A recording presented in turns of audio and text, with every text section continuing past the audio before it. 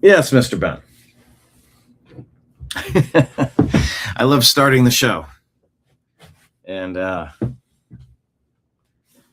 having my cat be the first thing that you hear, broadcasting to you live from the Orion spiral arm of the Milky Way galaxy, the solar system, planet Earth, North America, the United States of America, somewhere out there, to be pseudo-specific. My name is Brian Engelman. Today is Friday, December the 19th. It's Christmas week 2025. And this right here, the thing that you are watching, well, that thing that you're watching, the thing that brought you in today, well, it's called the TNAM Daily Show right here on the New American Media. TNAM, the New American Media. The news always matters. TNAM, the New American Media, the TNAM Daily Show. My name is Brian Engelman, your host, as I have been for, I don't know how long we've been on. That's a answerable question. It's mathematics. How many shows have I done? How long have I been on? I don't remember. But the New American Media has been around for 14 and a half, coming on 15 years.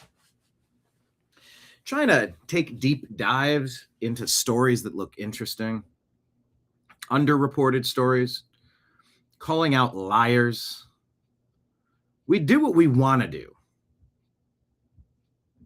And it is a beautiful thing. We don't get marching orders. We don't get talking points. We're not told what to do. We never once have been. Not once. We look at the things that look interesting. Are we constant cheerleaders? Sycophants? Do we worship at the altar of Trump?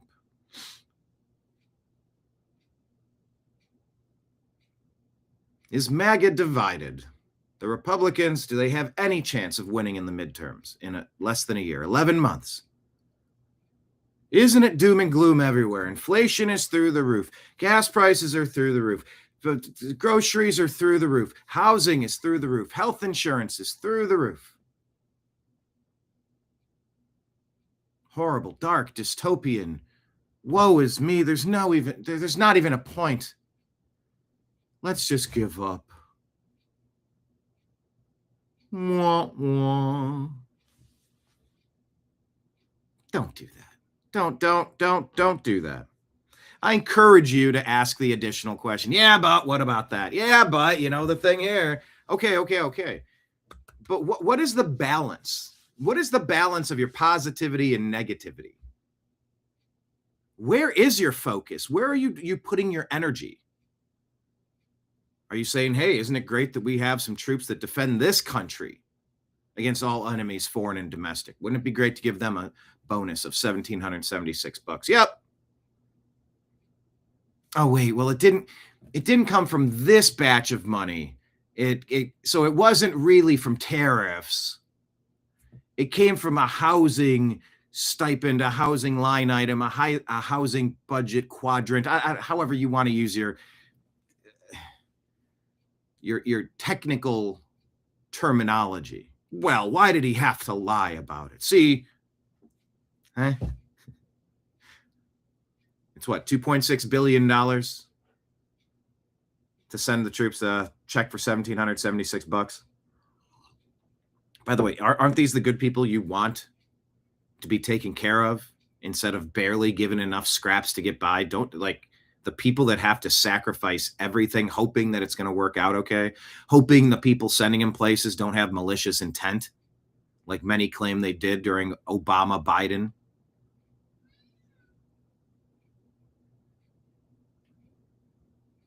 Aren't those the people you want to take care of instead of illegal alien invaders that are being purposely brought here, pre-positioned here for God knows what reason?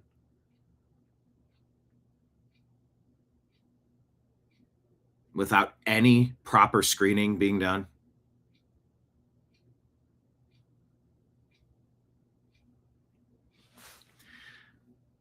Do we want to get caught up in the weeds of, well, no, the tariffs are bringing in $600 billion. forget what the number was. I looked it up this morning. Hundreds and hundreds and hundreds of billions. So that goes into the general fund. And then the fund in the military that's spending $2.6 billion to write those bonus checks to our military who have sacrificed so fucking much. That's a housing stipend within the military budget, but the tariff money is going to fund the general budget and the big, beautiful bill that spent too much. As many of the libertarian friends will tell you, complaint. They're spending too much. And you say, well, don't you want your current general to have the tools necessary to make sure that this country is focused on us succeeding and protecting our civil liberties? Because we've been overrun for decades. People that hate us. People that are devaluing our currency, people that are sending our loved ones off to pointless foreign wars. Isn't that something you'd rather focus on? Is making sure that we are safe domestically. And guess what? That $600 billion tariff money is going into the general fund, and the general fund is going to fund the military, and the military has a housing stipend. And but no, let's focus on the minutia of that. No, let's focus on what Susie Wiles said. She was candid, and she said a couple of things about the Trump staff. You think everybody gets along with everybody all the time? No. But are you generally on the same page for the major issues? Nimbus, can you not? Or Mr. Bean, could you not? There we go. Yeah, Ben doesn't come up here much, but he was meowing. He was looking for some attention. So we'll bring him into the program. Speaking of bringing you into the program, let me click the chat button, bring you all in here. You know, I got a libertarian-leaning friend, acquaintance. I don't know. I don't think the kid likes me all that much anymore. Whatever. Every day it's gripes about ICE. We have up to 40 million people from parts unknown who were snuck into here by lifting razor wire under the cover of nightfall. Ukrainian nationals, Russian nationals, Jewish nationals, Palestinian nationals, Chinese, did I say Chinese nationals? Mexican nationals, all sorts of human trafficking, human smuggling, human indentured servitude and slavery. Don't you want to get to the bottom of what's going on here? Don't you want to you need to get a head count. You need to get a proper accounting of what's going on. And everybody that's here who's not supposed to be here, they've been given a chance. They've been told the CBP1 app that you were using to get all of your benefits and all your travel as we were trying to fundamentally transform the demographics, voting patterns, and ideals of the citizens of this country. It's now CBP Home.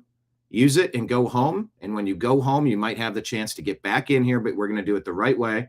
You're not going to all get to claim this fraudulent status that they were all coached to say. They were all coached to say the same cluster of things, and they were all funded in a very coordinated manner, very political, very much designed to fundamentally transform the United States of America. So you know what? I'm not going to dwell on the what ifs and the maybes and the latest accusations and the I didn't like the mean tweet and this and that. I get it. You can have those perspectives. I'm not necessarily disagreeing with you, but I'm saying, would you focus? Would you focus? Focus. I think Ben calmed me down. I was going to say effing focus. But Ben is normally not up here. I don't really want to get him used to it because Nimbus does it, and they don't need to be fighting for this territory. This is where Daddy works. Oh, thanks for the nuzzle. He doesn't normally give nose kisses or nuzzle, but he did right there. He's enjoying the limelight here. This is Mr. Bean. Benny Boy, Beaner.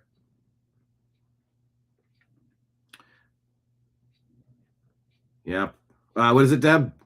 Ben, the two of us need look no more. A friend like Ben, like Ben. I don't know the song. No. Deb is saying too much negative. Look. That's my point. That's my point. Today's show is about giving the troops a bonus because thank you. And we're going to focus on protecting our homeland for once. It's about saying, hey, look, Christmas is a very important time of year, and everybody has stuff and travel and things going on the day before Christmas and the day after Christmas, so we're making it a federal holiday. And you know what? By the way, medical marijuana or just marijuana, you don't need to be so complicated with this. If you're doing things and they're not harming anybody, it shouldn't be on the schedule that it is, and it shouldn't be restricting our rights. They made a change with the designation of marijuana. These are things that the citizens, the people who are inside this country the right way, are going to be benefiting from. We're looking at all the investments. President Trump came on, maybe did an okey doke, tricked everybody to make him think he was going to give you a speech about Venezuela, and then he just gave you a 22-minute campaign speech. But it was to remind us that things are way better than they were 11 months ago. Way better. No, we're not done. No, we're not fixed. No, this and that. And yes, we got plenty of gripes and questions. I got it. But the time to spend all of that energy? Nah. Look, if I got 60 minutes, I want to talk about the successes. And I think it's important that we highlight the legacy of what Barack Obama did. And I think that's on full display now. A plaque has been changed, I think, unless it's AI. I don't know. I assume everything's fake when I see it the first time. So we're going to unpack it. People are talking about it. We're going to look at the rest of the stuff in the news. AmFest is happening right now. Ben Shapiro, Tucker Carlson, they're both offering a bit of a different vision forward. Some people claiming Ben Shapiro was not welcome at Turning Point USA when Charlie was with us. And look now, here's Ben Shapiro giving a keynote speech. Now Ben Shapiro's a focus, and Ben Shapiro's allegiance has been questioned as a dual citizen. Many people say he's Israel first. Is that fair? Is it unfair? Is it nuanced? I don't know. I've heard reasonable people make all various claims there. But it's just like if you're going to emigrate to America, are you coming here to be a part of this team? Are you going to come on, sign a free agent contract with the Cleveland Browns? And you used to play for the Kansas City Chiefs. I'm making a bad example here because the U.S. is way better than a lot of shithole countries that people generally flee because they're terrible. So we're allegedly the team that wins the championships. Point being, just say you're here with a team that you think has a lot of good stuff going for it. Focus on the positives. There's a lot of positives. If you come here and you're going to wear your old team's jersey, your old team's shorts, your old team's T-shirts, you're going to constantly talk about it's like going on a date and constantly talking about your ex. Are you going to move here and bring all of your previous culture with you, or are you coming here to assimilate? Well, what does that mean? It means different things to different people, but are you trying to build an enclave of the country you left?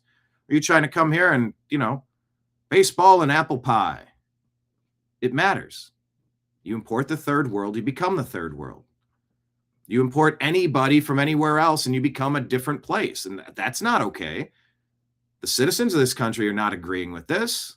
And that's what we need to focus against. We need to figure out how to work to fix this stuff. And I got buddies that just want to bash ICE every day. And they just want to bash ICE. And it's like, you're not the civil libertarian. You're not the hero you think you are.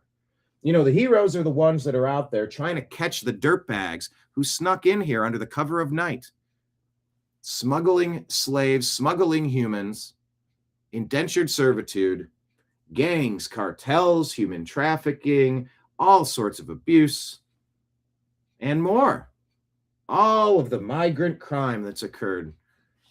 But it's your job to provide everybody's research for them. It's your job to give them all of the statistics. And whatever you give them, they're going to provide something counter. They're going to take that piece and say, nope, that isn't valid. It doesn't matter. It doesn't count because here's this other completely unrelated stat. Let's take you off on a separate side quest. There's always an excuse. There's always an excuse. Now, their claim is perfect. They go, well, no, there's always an excuse because you never bring receipts, because you never take the right position. You should be against government, shouldn't you? Yeah, I think the minimum thing that our government should be doing is protecting people from invading my home. And that's what this last administration did without the people voting to do this, to fundamentally transform the population of the country, to take money and instead of giving it to soldiers, instead of giving it to our healthcare, they're giving it to illegal aliens. They'll call them asylum seekers or something nice because that's what they figured out. They figured out, hey, we wrote this thing into the law and then you can claim this thing. So when you get here, here's a note card. Say this. They can't put you into this. They can't throw you back out. And then we're going to shuttle you off to a city. And then we're going to get you a driver's license. And you don't even have to be a citizen. And guess what? We're going to make other laws that say it's illegal to check for voter ID. And then we're going to get your ballots. We're going to create ballots. We're going to retrieve, return, count, and tabulate ballots to make sure that every major blue city in the country stays blue forever. And we're going to overthrow enough states to overthrow the country and fundamentally change and transform the United States of America, just like Barack Hussein Obama told us he was going to do. Just like that. Just like that. Deb is saying the song is Ben by Michael Jackson from the movie Ben. Ben, you got a song. Ben, he has a song. So anyway, I'm not going to, I cannot spend my energy hyperfixating on the negatives. I can't. And now look, I'm going to tell you stories. I'm going to share you things that are going to make you angry because it's okay. I'm going to share you stories that should make any reasonable person angry. Still looking for accountability from Amazon. The driver steals a cat. You know what? They're not doing enough. I want a $100,000 reward. I want the entire path that driver took from the time they picked up that cat until you locate him again. And you hire people from Amazon with color photos and flyers to leave at every person's door offering $100,000. My demand is going up. I said $10,000 yesterday. They didn't take it. So now it's $100,000 for locating this pet that was stolen by the Amazon driver. And we suspect that something malicious occurred. So we need to hunt along the path. Did he throw this animal out? Did he harm this animal? Is it dead on the side of the road? Did it go into somebody's backyard? Is it injured? Amazon, what are you doing to help here? Nothing. That story makes me irate. I cover that. But I'm not going to dwell on that. It's Christmas. It's Christmas season.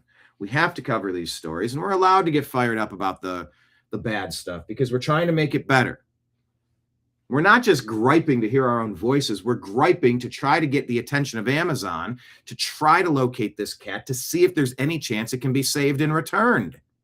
And they're not doing enough. No, the Democrats took over your entire healthcare system to push us into single payer. That was always their design. They designed it so these massive subsidies would run out. They decide that they're not going to fund the government. They're not going to keep things going. They want to bring it all down. They want to burn it all down intentionally and be king and queen of the ashes. That's what the Democrats want. We're going to need solutions, but 0% of Republicans have their fingerprints on this Obama mess, this Obamacare disaster, written by insurance companies, so they get all the subsidies. President Trump says, yeah, these subsidies need to go to the person directly. And so you have an HSA account with the government now, that those subsidies go right to you, and then you pick the place you want to go. I feel like that's a way better system, and that's going to drive the prices down. It's been bloated. It's been inefficient. It's been ineffective. It's been anti-human what some of these medical institutions have devolved into.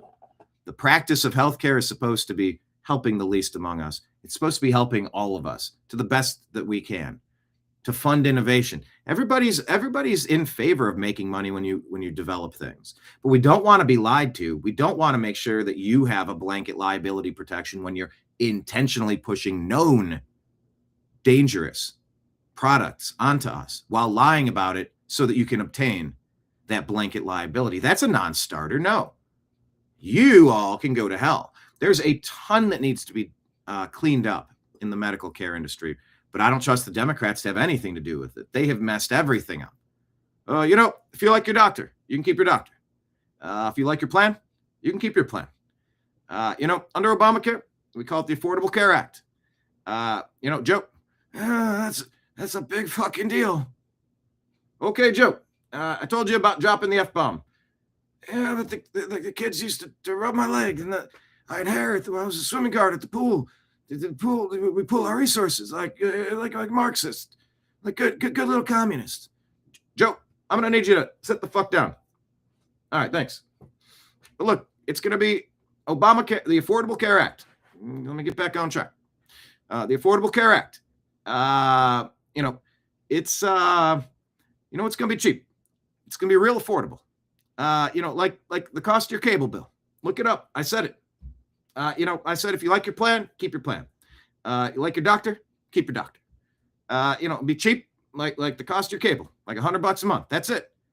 These evil Republicans. Got hate. You gotta hate. Gotta be violent. You gotta steal. You gotta discriminate against. All of it. All of it. If this is gonna work, I need all social media. Gotta be lockstep. Legacy media. You too. Got to be lockstep here. Marching. You know what I mean? It's very authoritarian, but I look good in a suit. And I can read that teleprompter pretty well. Now, get me off teleprompter. Give you the old okey doke. We need to focus. We're trending in the right direction on 1,000 things, and we need to stay positive. Don't take the black pill. I'm urging you. The most patriotic thing you can do is protect your country against an invasion. But I got libertarian buddies just bashing ICE every day. Everything I got to find. Everything is an outrage. Oh, how dare they? And this and that. And you're going, if people broke into your home, you'd just be cool with them hanging out forever with you and your family? I cannot relate past that first question. I don't know where you're coming from because you don't like government. No smart person likes government. You also don't like being invaded. You dump 30,000, 40,000, anybody next to the Ohio State University in Columbus. What if they're all fans of the Wolverines? What if they're all University of Michigan fans? You're fundamentally transforming the fabric of that community, and they didn't vote for that. They don't want that. That's Columbus. You're in America. You're in Ohio. You root for certain teams here. You don't come in and say, I'm a Pittsburgh Steelers fan. I'm going to fly that flag. I know that's a bad example because it happens, but the people resent it. What do you think is the feeling out there? Watching countless communities get replaced, driving up the cost of housing. And then you give them an unlimited stay at 4- and 5-star hotels, Visa cards that don't run out, and you're trying to quickly, quietly, hushly discussing. They're hushly discussing how to get a driver's license, and then maybe they'll get a ballot mailed to them, and when it does, they'll come around and pick it up, don't touch it. Or it's never delivered in the first place, but it's certainly filled out and returned. Who knows if that ever happens? Why aren't we focused on the right things? I'm trying to focus on the right things. Trying. Here's what I'm going to focus on right now. Deb from Sacramento. I appreciate you so much. Look at that. Let me change the graphics, change the theme to base. Super chat. Come on, Brianna. Don't be a downer. Well, that is my... I'm not doing the snaps because I got this guy sitting here, and he's enjoying it. He's sitting right here. He knows I'm talking about him. Now he's kind of cuddling up. He's doing like the sitting, standing thing. This is a neat moment. I would like to maybe rearrange the office where I could have a space for both of the guys during the show. It would be pretty fun. But yeah, that's the point, Deb from Sacramento. Deb, not from San Francisco, as I erroneously said one time. Oh, let me click the captions here to give you the places. I guess I should change this. This still says Thanksgiving.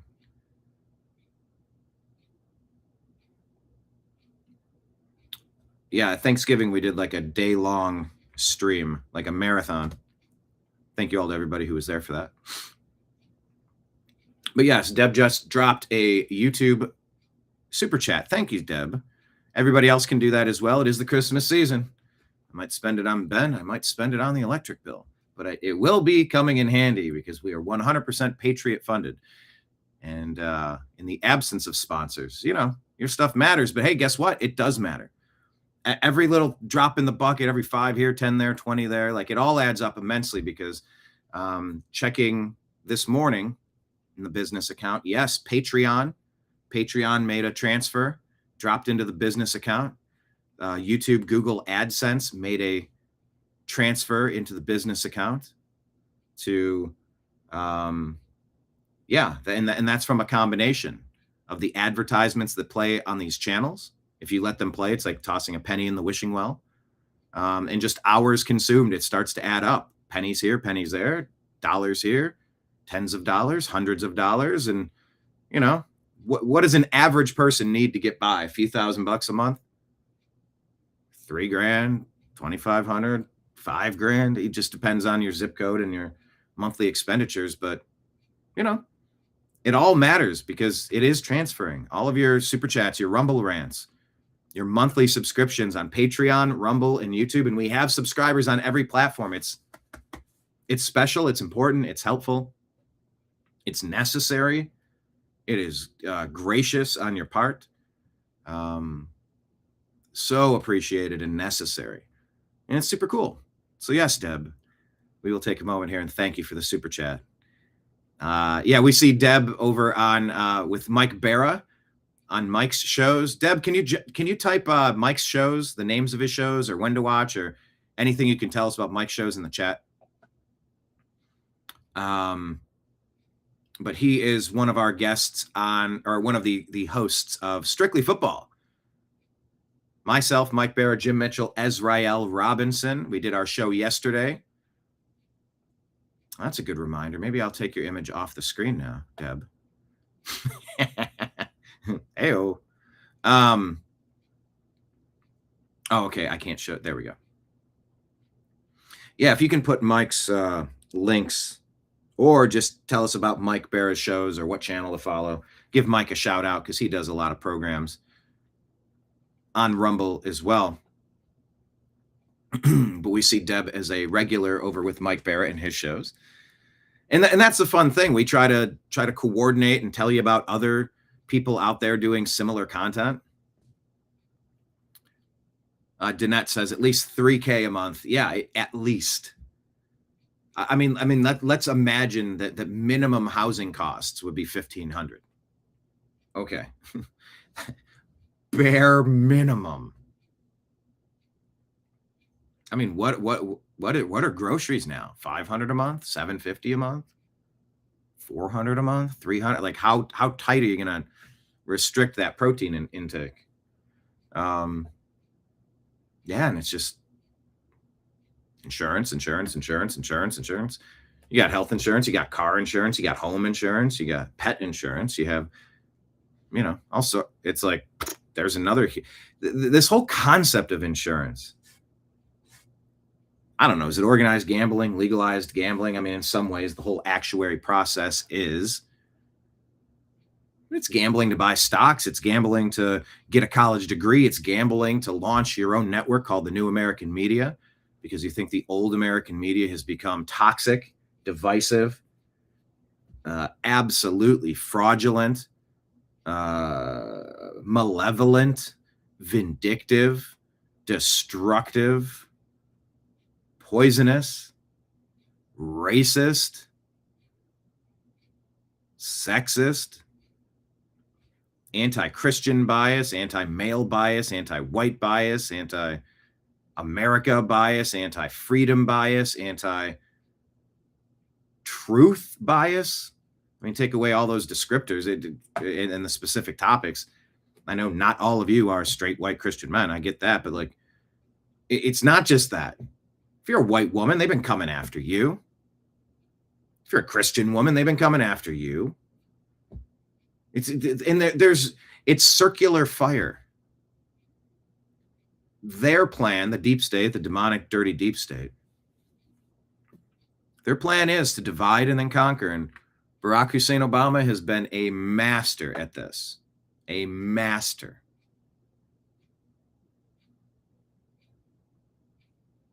And we're emerging from an absolute mess. And they were so brazen to run their coup, the grand conspiracy to overthrow this nation, the democratically elected president of the United States, Clapper, Brennan, Rob Reiner, Barack, Michelle Obama, Jimmy Kimmel, ABC, Disney, CNN, MSNBC, the Democrat Party, all of Hollywood, all of social media censorship. You don't get a reach. You're not allowed for your audience to even find your stuff if you say things that step out of line. You can't earn a living. Yeah, that directly impacts me. Aside from the fact that I'm white and straight and Christian and a male, I got nothing going for me, says the radical left. But I'm also conservative, libertarian, commonsensical, somewhere in there. And no to the people, oh, you just worship Trump. No. Hold on. Don't put that in my mouth. That's it. There's no. I'll dispute that out of hand. Now, that being said, this is the best chance I've seen in my life at getting some of the big stuff right. And I'd like to get more stuff right. What's that response to? 10 of 10. Oh, let's say this for everybody in the comments. For example, when Danette says 10 of 10, I don't know what the reference is to that. I would love to understand what you were referencing. But without it being a sentence, it lacks the context for us all to understand it. Yes, Kenneth, welcome to the chat. Always talking about Ray's cyst. Yeah, Ben has a bump. He's got a bump. And it's like, what? You want to shoot him full of chemicals? You want to shoot him full of stuff? Or he's got a bump and he's fine. I don't know. Ray's cyst. No, we said Ray cyst. John says, oh, hell, I spend every weekend grocery bill over $3.50. Yeah. Well, you like to smoke meats. Did you ever see the smoked meats video? Okay, I want to share something with you. It might be the funniest thing you'll see. Forgive me if I don't laugh because I'm going to try not to so as to not disrupt the Mr. Bean. Checking on YouTube, I still have copyright details from my meathead murdered, son arrested, plus disarmed Aussies attacked by Islamists. YouTube is still quarantining my ad revenue because we played a clip from Tucker Carlson on this past weekend with Theo Von. That is punitive, false copyright claim abuse. So we definitely haven't earned money. You know, you work for 3 hours you work for 2 hours or 4 hours. Because how much time is spent to create one of these shows? It depends. Each show has a different bent to it, I suppose, a different formula, a different recipe. Sometimes, when the news is flowing, it's all day long. Every hour, you're grabbing different stories, you're sharing them. And then when you get to the showtime, you unpack everything that you shared over the past day. Say it's 3 hours of research. Sometimes that's more than you do. Sometimes it's less, whatever. Let's say it's 3 hours of research, 3 hours of programming. And by the way, that's more sometimes, especially when I do 3 shows, helping produce a show in the morning, doing the TNAM Daily Show, and then doing Strictly Football or the Unhappy Hour, etc. So you work for 6 hours that day, and then YouTube says, nope, you played a little bit of Tucker Carlson talking to Theo Von. No, we're gonna slap a copyright claim, and you can't earn a living that day. And you go, that's bullshit. It's bullshit. We're trying to get the understanding, the broad swath of the topic of the conversation. It's a public conversation from public figures who are prominent in the thinking space, the town square of ideas. We have every right under fair use to play clips of that, provide original, transformative commentary based on what we just saw, or use it to provide important context onto issues that we discuss on this show every day. Like, we have the authorization to do that. Now, what we don't have the authorization to do is to rebroadcast their entire program as if it's ours and run a network where we make ad revenue off of just lifting someone's entire show. We don't have that right, but that's not what we're talking about. That's not what we're talking about. So yeah, as I click through YouTube and glance, I was trying to play you a show, but then I saw my important notifications that my video cannot be monetized. But like I said, YouTube did send another Google AdSense check that just passed through into the account, and it helps pay the bills. It's needed. It doesn't help. It's 100% necessary to stay on air, because it costs there's an operating budget for this. I mean, it's like $1,000 a year or something for the Restream app, $700 a year. It's another 100 or something for our X account. Put it together, it's like, just to keep the lights on, you need $100, $200, $300 a month just to break even. Before you need your $3,000 to get by barely that month, you know. So it's like, it's all needed. It's all super important. But the point is, I was trying to play you a funny video and I just scrolled past it. Trying to get out of this, it won't let me get out of the loop. There we go. Now I'm out of the loop. I want to play this for you.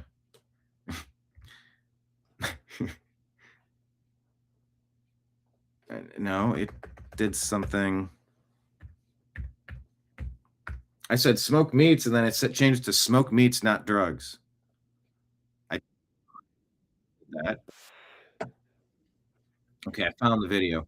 Point being that John is talking about how much his grocery bill is. I said, yeah, but you smoke meats. He shared pictures on the X platform of doing that, and it reminds me of one of my favorite videos of all time. So let's bring this up and share it with you. Smoked meats. Oh, didn't you said 10 of 10.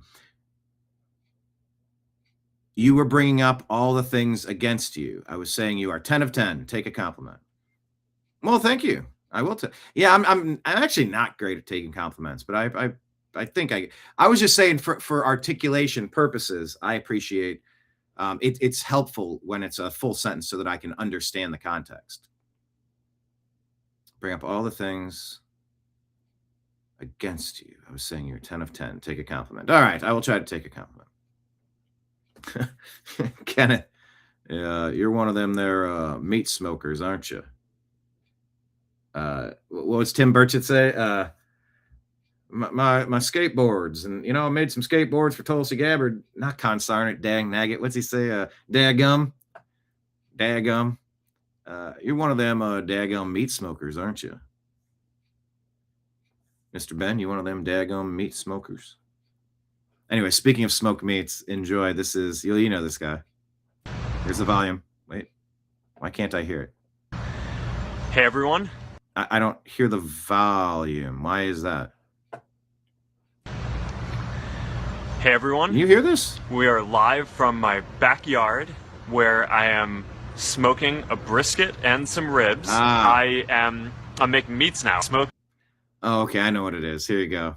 This is Mark Zuckerberg discussing smoked meats. Hey, everyone. We are live from my backyard where I am smoking a brisket and some ribs. I'm making meats now. Smoking these meats here. Our little meat smoking. It's smoking. So I'm the meat chef.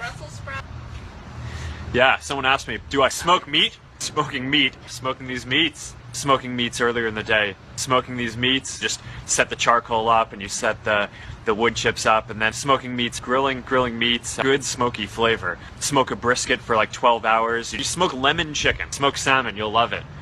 Bison sirloin, ribs and sausage, so I'm looking forward to that.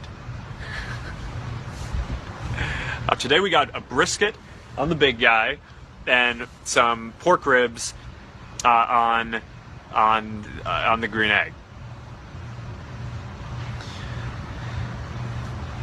Meat like a brisket. I got ribs in there. Finishing off the brisket and the ribs. And I'm just sitting in our backyard, finishing off this brisket and these ribs.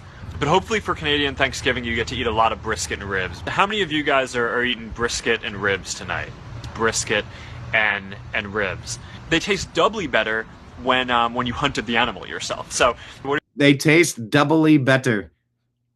They taste doubly better. This is what a human would say. Isn't that right, Mr. Ben? This is exactly what a human would say. Human. I am a human. What are you guys making for dinner? Brisket and ribs, I hope. Delicious. Brisket and ribs. The ribs and the brisket need to be eaten. I want to try your brisket. I want to try my brisket.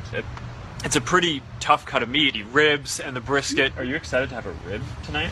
I want my baby back ribs. Yeah, that's what I'm talking about. Sweet Baby Ray's barbecue sauce. That is going on the ribs. Sweet Baby Ray's.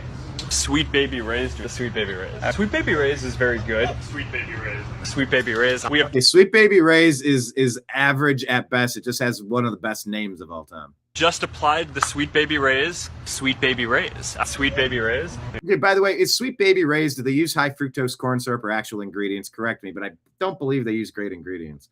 I could be wrong. We throw some Sweet Baby Ray's on the ribs and take it from there. She's waiting for her ribs. I mean, she knows what's coming, and Sweet Baby Ray's.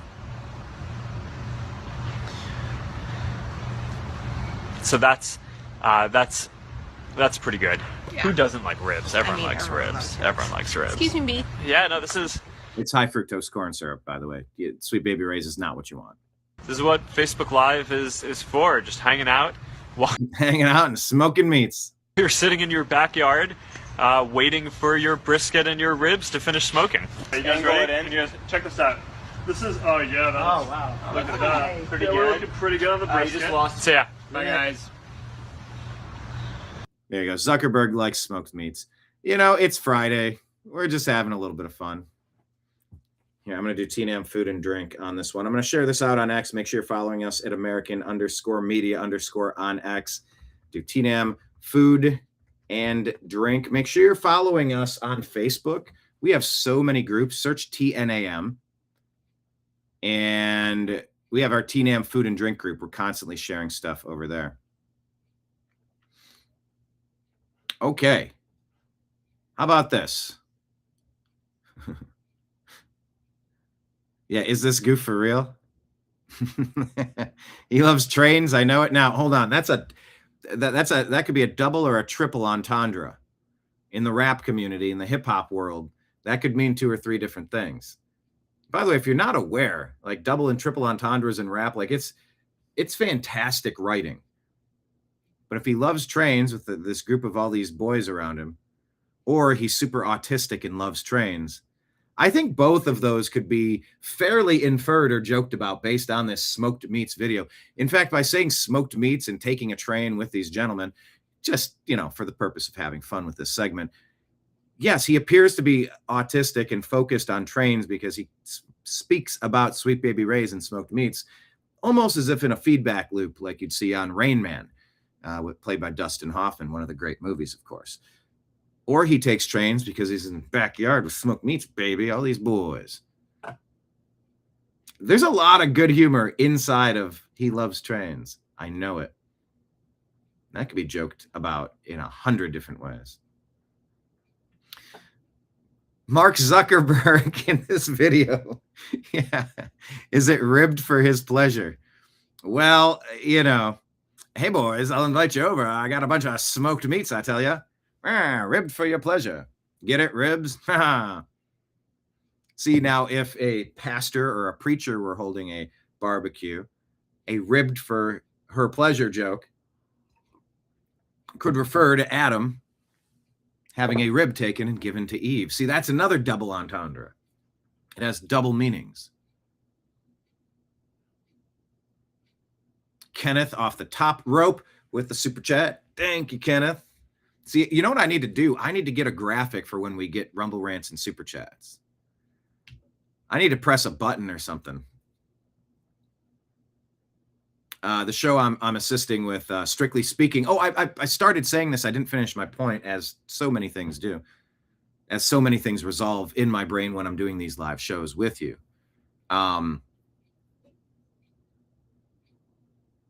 appreciate having John jump over into that Rumble show, chopping it up in the comments.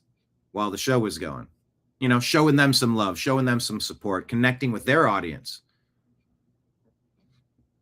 I think that's cool.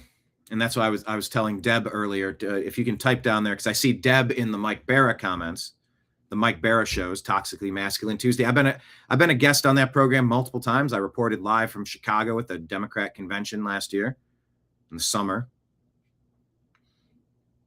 We like to kind of spread the love, just like we did when our bands would perform. We would, you know, invite other bands to come play our shows.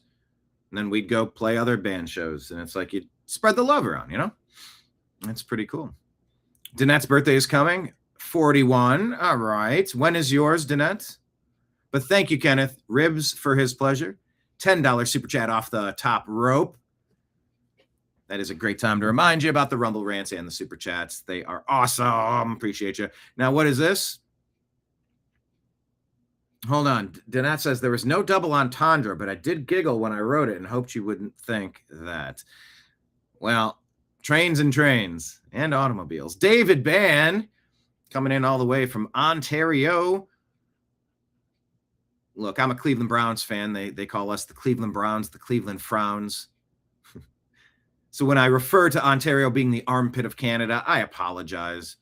Because I got nothing but love for David in this place of Ontario. I was just saying, David, coming to our chat room from the armpit of Canada, I say that just jokingly. I used to go to Windsor, Ontario, just across the Ambassador Bridge in Detroit all the time. As a youth, we drive over there, and we loved our time in Ontario. But David says, by the way, everyone, it is my 50th birthday today. Hard for me to believe I made it this far. LOL. Congratulations. Happy birthday to David. Kenneth, any ribs for his pleasure? Any birthday ribs? Are birthday ribs a thing?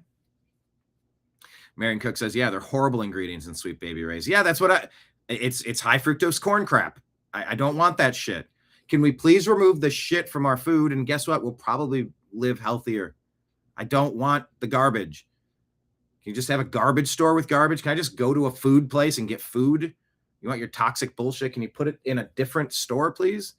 It's too complicated. Who has time for that? You just grab food.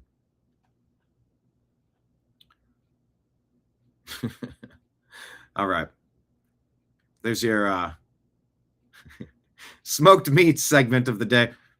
Really off on a complete tangent. But it's Friday. It's Christmas week. Are you ready for Christmas? Question of the day. I am completely prepared for the Christmas festivities.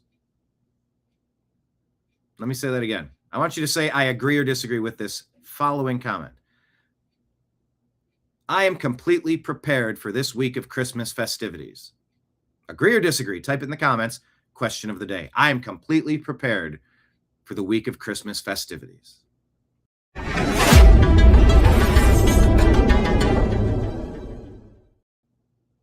All right. So let's do this. Let's make a hard pivot and do the official launch to the show. We went way off, and he's still here, by the way. Mr. Bean is still right here. He's loving his show. This is a new thing that's happening. So I'm kind of rolling with it. But yeah, instantly the show started with him meowing, me picking him up, and him deciding he wanted to stay here. Me petting him and not instantly starting to sneeze, because I am allergic to cats, by the way, which is the wildest thing. And the fact that I was called the Cat Man, the Cat Whisperer, Catmandu. Cat got your tongue. I've trapped so many cats. I've helped so many cats. I've rescued and fostered and placed into permanent housing so many cats. So this is new. Can you see him if I tilt this? Yeah, you see the back end of him here. Question of the day. John is ready and he agrees.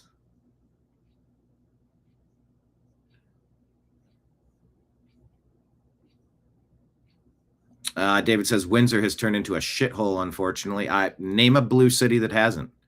We gotta fix what's happening. It's not okay what's happening. It's very coordinated and intentional and funded by you to permanently change the place that you used to call home. It's not okay. So I'm gonna support this administration here because of the track record. I look at what President Trump came out on the national address and had to say, and I say, yeah, that's a much better direction in almost every place I can think of than where we were. David, doing anything fun for your birthday? Happy birthday, though. Thanks for having you. Marion says, I am not completely ready for Christmas, but I will be after this weekend. Yeah, you and everybody else. That's the trick, though. Danette, I have my tree up, but if still not decorated, my boys and I will do it tonight. God, you know, and I'm asking myself the question, do I even have a tree right now?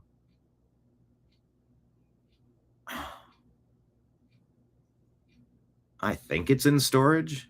I didn't put it up. Been a little out of the loop a bit, I guess. John, ready and agree. John says, my grandkids get a wad of $2 bills and a silver ingot for Christmas. Yeah. Well, you're the cool uncle or the cool grandpa. Yeah. Oh, speaking of for Christmas, if anyone wants it, we have in Venmo, shoot me $30 for a set of 4 wooden coasters for the Unhappy Hour Sports Show. That's the one that gives you the Strictly Football program. Season 2, episode 22 this year with Mike Bear, Jim Mitchell, Ezra L. Robinson, and myself. If you want any gifts under your Christmas tree, $30 for Ohio-shaped or circle-shaped, shipping included, or $50 for both. Or add another $25 and I'll throw in the Unhappy Hour Sports Show pin, the collector's pin. Shoot me a Venmo along with your address and what you want. As well as this is the New American Media mug. It's black and white and red all over, like the newspaper used to be. Shoot me a Venmo of $40 along with your address, and I will mail one of those out to you. Kenneth can attest, they do get mailed out instantaneously and delivered and displayed on the shelf where you are. That's another way to support the program and put a little present under the tree, if you will. Let's see. David says, I am prepared as much as possible. I think we're a fairly prepped. Question of the day, new question. Type it in the comments. On a level of preparedness, on a preparedness scale, how prepared are you? 1 to 10. Where would I rank myself? Probably the most critical 5 you've ever heard. I think that's fair. I think I'd like to take a CPR class. I wonder if I could do that this holiday season. That sounds great, actually. Yeah, David's specifically talking about being prepared for Christmas, but I mean being prepared to defend your family, your community, your state, and your country if needed to. If things go haywire, how prepared are you? Everything was going fine until COVID came, and look what they did with that. How prepared were you? Financially, physically, spiritually, knowledge-based, repetitions-based, performance-based, training, supplies, proximity, neighborly camaraderie. Like, where are we at? I think we're a fairly prepared group, I think. And that's an 8.5. There you go. Speaking of cats, Danette takes in strays too. Currently accidentally acquired a wayward 12-year-old this month. Well, the cat distribution system does what it does. Do you mean a cat? You just said stray. I don't know if that's a dog or a cat or a squirrel. Well, bless you for doing it. Marion, at least go buy a small Christmas tree-shaped rosemary bush and stick a bow on it. It'll feel like Christmas and can use the herbs for cooking. That's a great idea.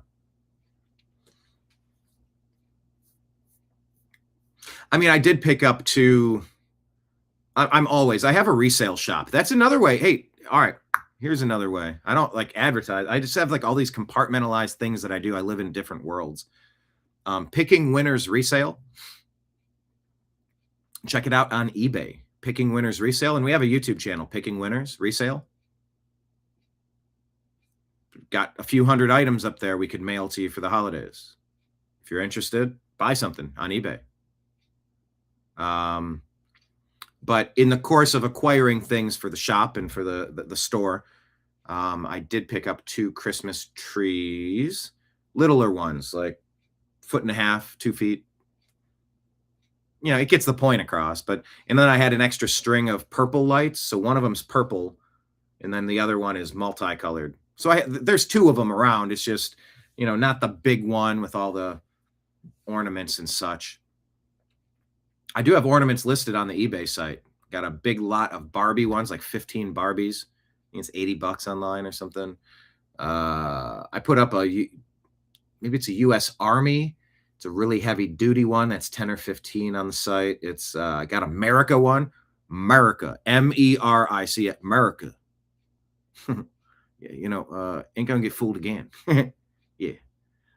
You know, fool me once. Shame on. Shame. For shame. For shame. And fool me twice. You know, gonna be there's a lot of shame. Fool me twice, and ain't gonna get fooled again. I need to bring my George W. Bush out. I need to practice those impersonations a little bit. But I got America one. Oh, I put up a few this week, like the Paris Hotel and Resort in Vegas. It's this really fancy Paris one. Another one is I don't know, like a handcrafted one. So yeah, I acquire these things through garage sales, estate sales, Facebook Marketplace. You just try to buy. I'll take the whole box. I'll sort it out. You know, you pay a few bucks, and then you find people that want these things, and you can't find the eBay link. Hold on now. Wait a minute. Hold on now. How do I...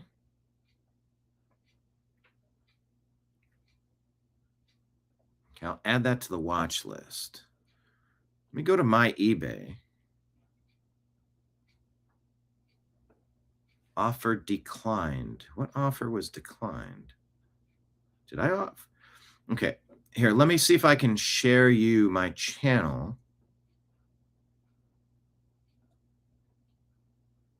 If I put this into the show notes, can you see it? Here, if I excuse me, if I paste this, is it a hyperlink that you can click? Pull me once. I did not have sexual relations with that woman. I haven't done a Bill Clinton in a long time either. Kind of got to settle into it. Got to remember what Bill Clinton was like. That smooth Southern gentleman, kind of. Country bumpkin.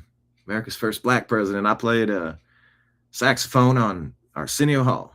I had to remember my Clinton. I haven't done a Clinton in a while. So yeah, scroll around. Danette was watching. We make short videos on there. We have a YouTube channel. Let me pull up the YouTube channel. Where's that? Man, we were just hanging out today, but are you okay just hanging out today? Like, I know I got news. I know I'm going to get into it and what have you. Also, there's supposed to be a big announcement by Trump at 1 o'clock. Is there an announcement happening right now? Can somebody look? It's going to be a special award. But there's supposed to be an announcement.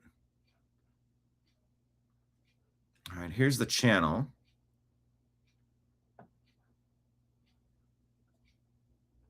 Yeah, go over, drop a follow on our YouTube channel. Picking Winners Resale. Yeah, we've been knocking out videos there, short videos. So I'm getting over 1,000 views. That's fun. But this really does kind of document and chronicle the things that come in and the things that get listed, the things that are purchased, the things that are almost purchased, the things that are sold, things that are cleaned, things that are deciphered, things that are researched, things that are packed, shipped, acquired, sorted, negotiated. I mean, I'm looking at this. There's a ton of information on here to look back at this year of video making. I'm just kind of scrolling through it. Can you see? Oh, here, let me share it on the screen. How about that? Oh, there you go. Lincoln Logs. I've Lincoln Log ASMR. Let's watch this. And now, for some Lincoln Log ASMR.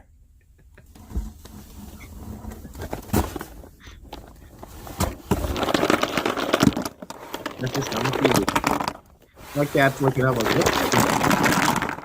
Yeah, it's just on the TV.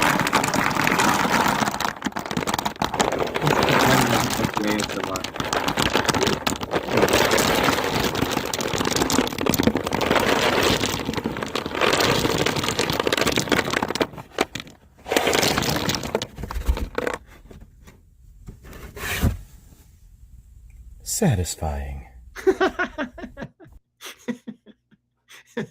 I make these videos and I sort of forget making them. I'm just knocking them out, selling Bibles, selling hats, getting Star Wars. What's ASMR sticker removal? This isn't an ASMR channel, but I'm stopping. Next in our series of ASMR videos, we're going to remove the sticker.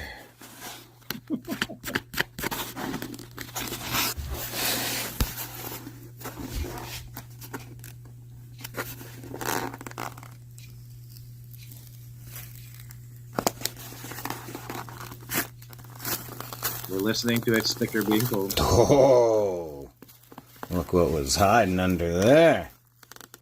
How many of you have hidden computer chips underneath your outer sticker? Am I speaking metaphorically or literally? I don't know. Hey, raise your hand if you're familiar with the Anunnaki. Or aware that robots are rolling out everywhere. Look at that, look at that, look at that. Yeah, perfect. Anyway, what was the latest thing I did? Oh, I haven't even watched this yet. It's just, well. My neighbor is over there. He asked me if I could know about this. Why is it? That's where I am. I'm getting my comedy. That's in a series of Guess Where I Am.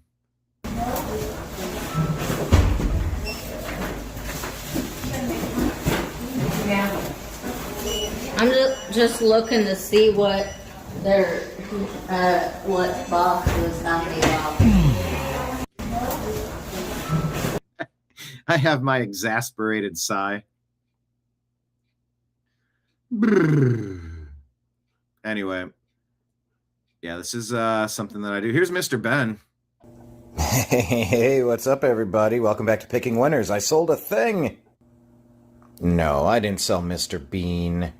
He just looks so comfy and adorable and handsome. Makes me feel good that I've been able to give him a nice life. Are you listening to me, Mr. Ben? Anyway, that's Mr. Bean, a.k.a. Ben, a.k.a. Benny Boy. Anyway, back to what I sold. Yeah, but first, would you get a look at this face? Mr. Ben. Aww. I sold a hookah. So I sold this hookah, and I've had to Frankenbox it. Look at this fiasco. Not my best one. I don't know if this is strong enough. But, like, the box comes out to here. These are the flaps. I've taped the flaps together. I put some reinforcements on the corners. I don't know. I think I still need a little bit more of the box. Maybe some more tape. I don't know. And then I just gave it some rigidity because I just cut the top to fit. But I don't know. You could push through here and it could just separate. I don't know, man. Have you ever Frankenboxed? Oh, man. Wish me luck. Keep picking winners. So anyway, it's just as I sell things, I will make videos about it. Also, I'll make a video later today. I did sell a Greg Biffle, I think 129th or 130th size replica race car, a NASCAR race car. Unfortunately, he was in that plane that crashed, took his life. Greg Biffle, the NASCAR man who was running some supply runs, helping out in the aftermath of Hurricane Helene. By many accounts, most accounts, all accounts, a really good guy, and he'll be missed. But I woke up this morning and looked on eBay, and I sold a Greg Biffle item. And it's like, well, all right. You know, that's how it goes in the resale business. I sold a Pee Wee Herman doll after he passed, and I didn't list the Ozzy Osbourne thing I had. Maybe I should have. Maybe I decided to keep it. I don't know. It's just so iconic. But it's all right. I just do remind myself I'm running a shop and not a museum. Shop and not a museum, rather. Yeah, very sad about Biffle and his family, says Marion. John says, haha, I watched some of these videos the other day. Yeah, thanks for watching. I don't know which one's the most. Oh, here, check this one out. I did another voice here. What's up, everybody? Welcome back to Picking Winners. Isn't it great when a plan comes together? Well, I sold a thing. Mickey, Snowflake. And this dude here, he's kind of tall. But I found a box. See, look, he's way too tall. He's way outside of this box. But wait. By the way, isn't this the perfect winter Mickey? Come on, he's got the scarf, and it's the reindeer, and it's the hat. It's a cool plug. It's perfect. But look, watch how he fits perfectly into this box. Oh, no. Oh, oh, oh, oh, why are my feet up by my face? Oh, oh. And look, perfect. Yes. Before I go, I've been listening for like a year or two, so you never know when something's going to sell. But the other thing is I have a lot of watchers on the channel now because there's a lot of new things that got listed, and hope to sell some of those things soon. So thanks for watching, and I'm going to show up in somebody else's home. Thank you. So keep picking winners. And making money. What's up, everybody?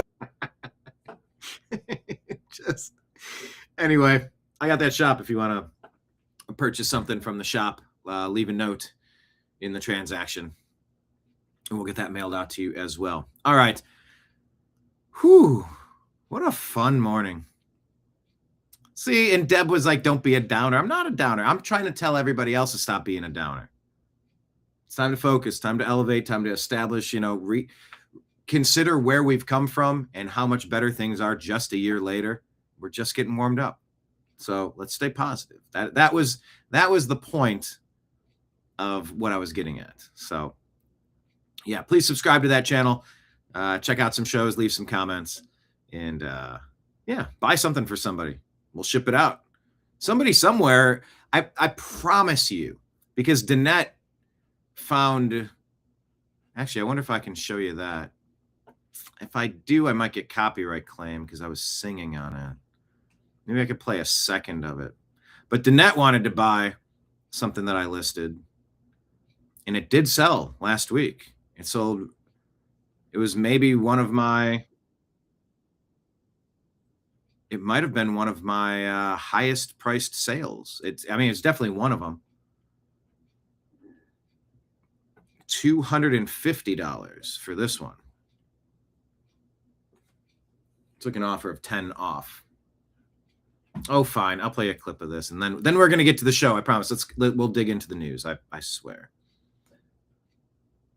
Yeah, but Danette wanted to get this. Someone else bought it first, though. We're back on Picking Winners, and I was testing this out. It's a Sony 3-disc changer, and now the problem is I was playing one of my favorite albums. I'm just gonna stop. I don't want to get picked up by the copyright claim. But that's a whole video of just playing that album. Such a great album, and I was singing along a little bit, having fun. I don't know if it helped sell it, but man, I wanted to keep it. I almost said, I'm not going to list this, but it's like, no, I went out and obtained that item, and listed it and sold it. Keep it moving. Keep it moving. The stuff in the shop, it's all for sale. So check out the page, hit subscribe, all of that stuff. Yeah, I remember Danette checked out this video and wanted to get it. Oh, did you even leave a comment on it?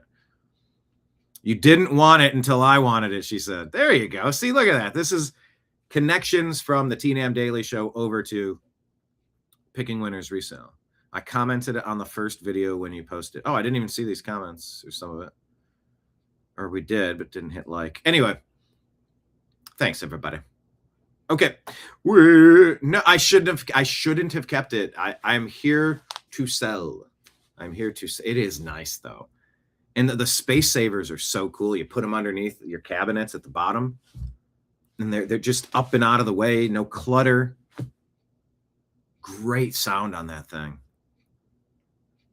Anyway, that's more content for Picking Winners Resale. Right now, I'm going to hit reset, and we're going to officially begin the TNAM Daily Show, a division of the Agree to Disagree show here on the New American Media. Buckle up, fill your cup, because here it comes.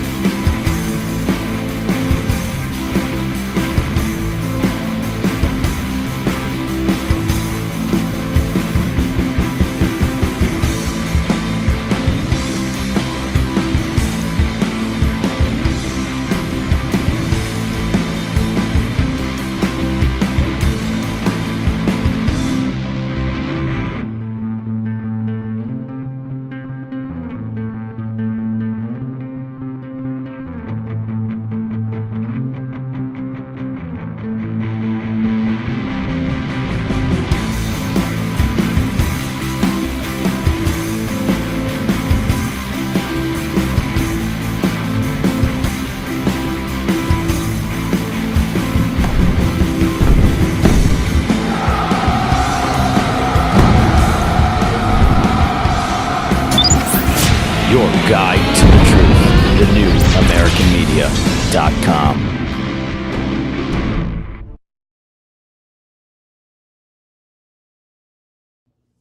Thank you all so very much for being here. What is Kenneth says, I want 2 CDs.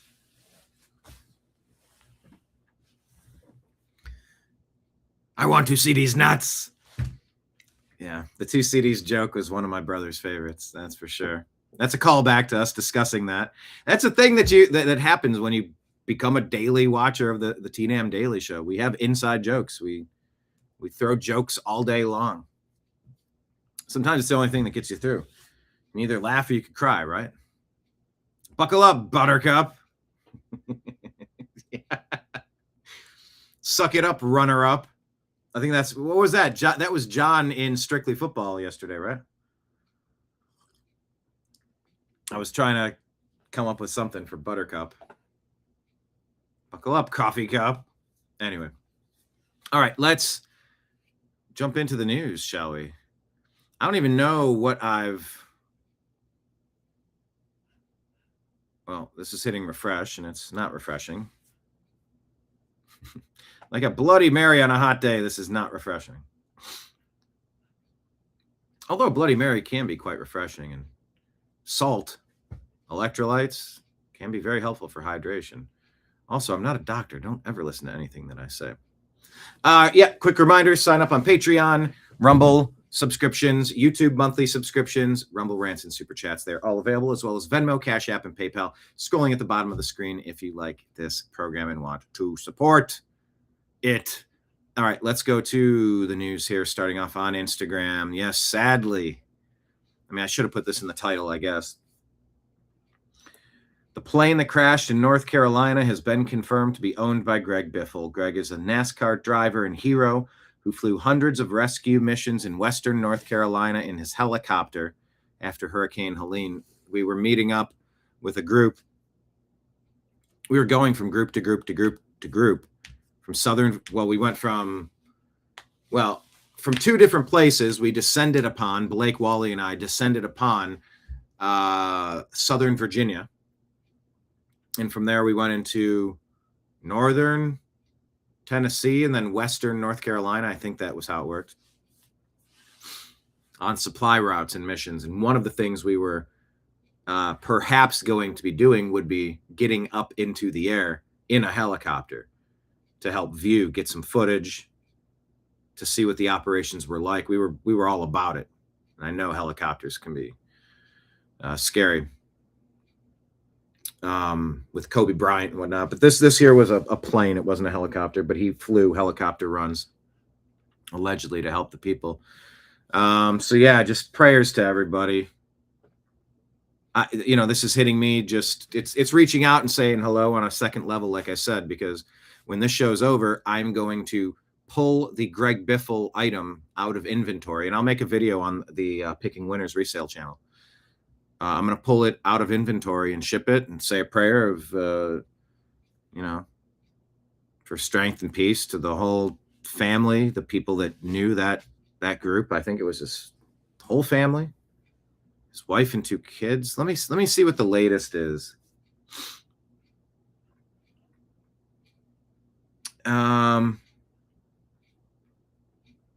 Let me see Biffle.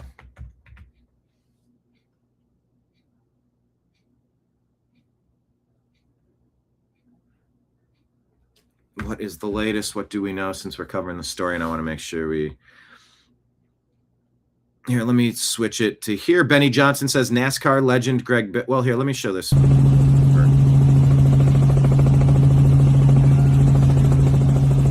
Private helicopter delivering supplies, getting out supplies, and Erika Kirk for help.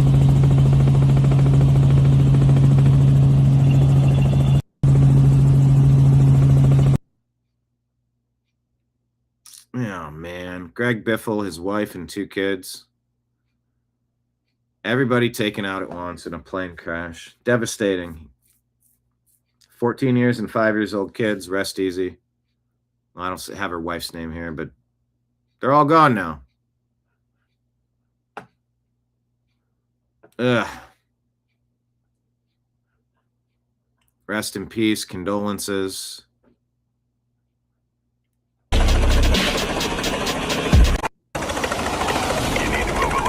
This says, not every day you get carpet bombed by a NASCAR driver. Thanks, Greg Biffle. What is that? What is all It's got some music. Yeah, they're dropping also. Maybe it is Easter eggs, but that is. Matt Van Swole, who lives down there, says, while most moved on from victims of Hurricane Helene, Greg Biffle never did. He sent me a message anytime I posted about a need. He airdropped thousands of Easter eggs dressed as the Easter Bunny for Easter. Greg Biffle was the best of America. Oh, man. Why can't they take the bad people?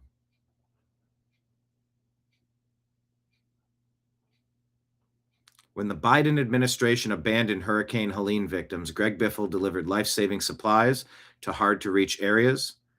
Rest in peace, Greg, Christina, Emma, and Ryder. Here, let's play this clip for you. Man.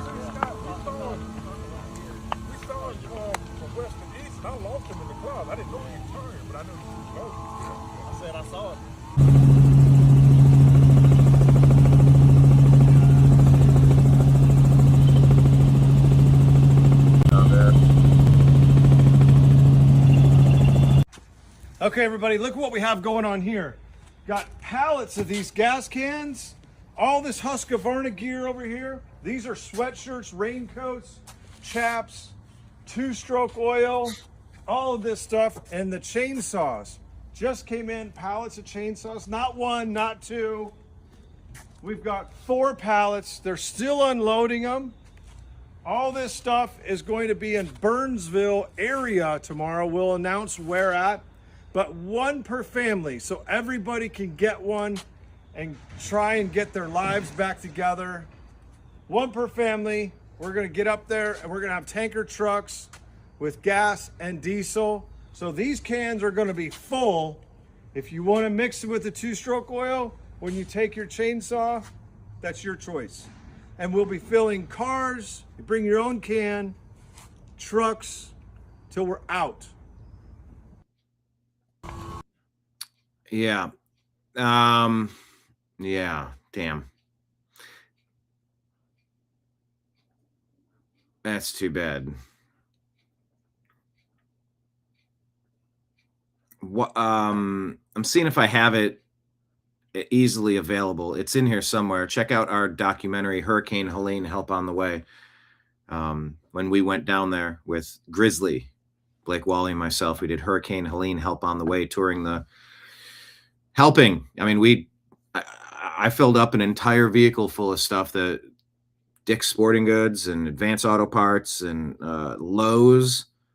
Man, they donated till there was not a single inch of stuff. I couldn't cram any more stuff in that vehicle. It was like riding low to make a donate. Like it was. So when I see other people that did that, it's like, you know, you're in a fraternity with other people that specifically tried to help out during that event. We tried to help out by covering it. We tried to help out by documenting it properly. You know, that's the stuff. It's like I'm not entirely certain the commercial value of making these documentaries when we go to January 6th, when we go to Milwaukee for the RNC, Chicago for the DNC, Washington for the Libertarian Convention, Occupy LA, the Bundy Ranch, Philadelphia for the convention in 2016, Cleveland for the Republican Convention in 2016. We're documenting things. Yeah, that was a unique opportunity where we were able to find some sponsors around here that wanted to contribute, and we went right down there.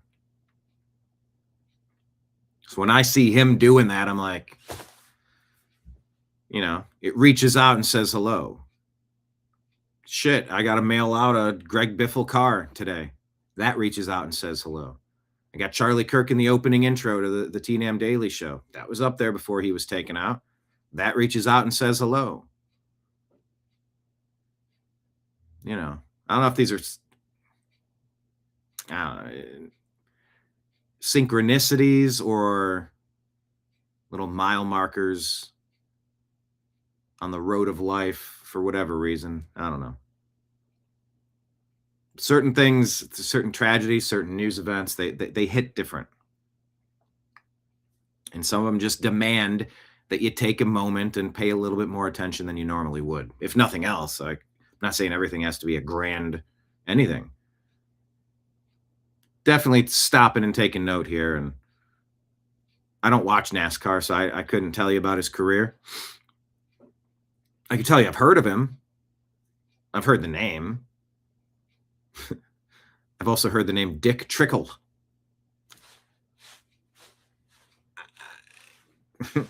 Dick Trickle. Dick Butkus. Milton Bradley. Coco Crisp. World Be Free. I love the names of athletes. But yeah, I don't know much about I mean, much like Charlie Kirk, I knew he was doing events and I knew he was out there and I knew he had a thing, but like it didn't cross paths with me very often in my day-to-day life. So yeah, I couldn't tell you much about Greg Biffle, but now just a lot of people coming out and saying this dude was you know, oh no, what's this? Nick Sorter says here's the new footage of the plane crash that killed NASCAR legend and humanitarian Greg Biffle earlier today. 7 people deceased. Greg, wife Christina, daughter Emma, son Ryder. So that's 4 and 3 more. What's this? Well, it's news. That's where the video picks up, is once it hits. Oh, man.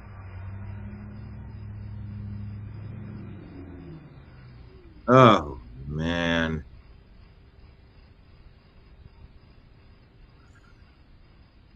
Oh, and I just saw this in Louisville with was it UPS?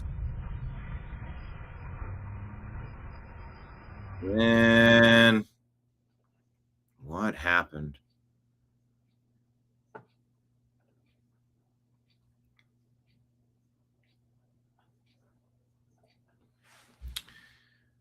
Anyway,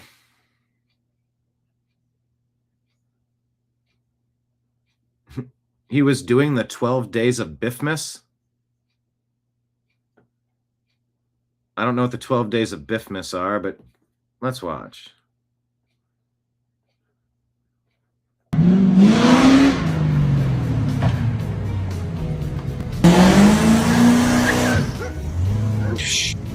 Honey? Today is the 12th Hold on, you're playing music. I got to be careful with music. day of Biffmas. The 12th day of Biffmas. And I know everybody's been waiting for this. It's too much music. So he's got money. What's he doing? He's giving it away. Nitrous Express on it. And it's got Hoosier.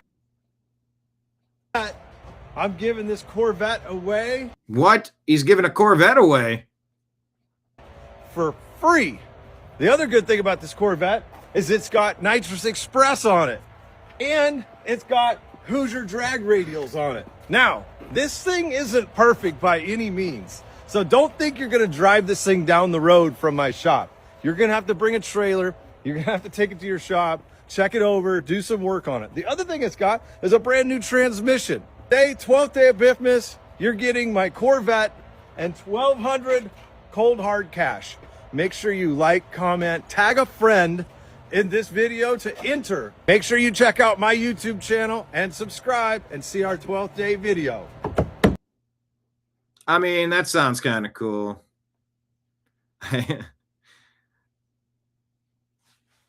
A Cessna 550 Citation 2 business jet.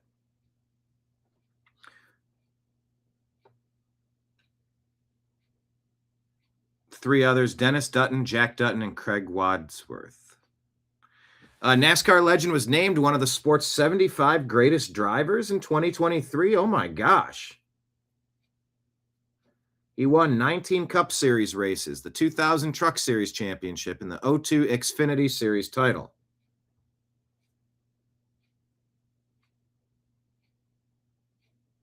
Recent years celebrated for his humanitarian efforts, piloting relief flights after Hurricane Helene devastated western North Carolina. Fluctuating airspeed and poor weather conditions, including drizzle and reduced visibility, though the exact cause remains under investigation.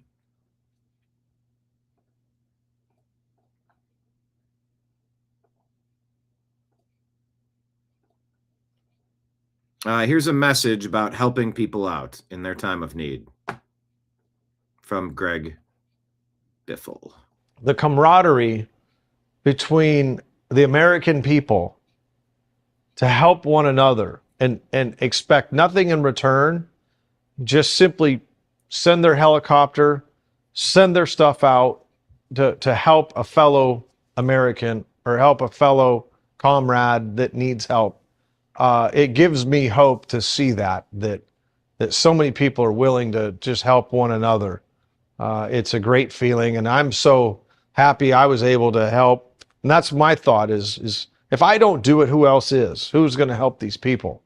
And I have the means, and I had the resources, I had the helicopter, and I said, I'm going to go help. I'm going to do what I can do. And that's how it started, and it just snowballed from there, and I'm so glad. The camaraderie between... All right, well, rest in peace to him, his family. Just 44 years old. Oh, excuse me, I'm reading this wrong. The Citation jet that took them out was 44 years old. Most airlines retire their aircraft after 25 years. And a concern that air safety regulations seem pretty lax for private jets. All right. Let's go back to our Instagram. Should be showing.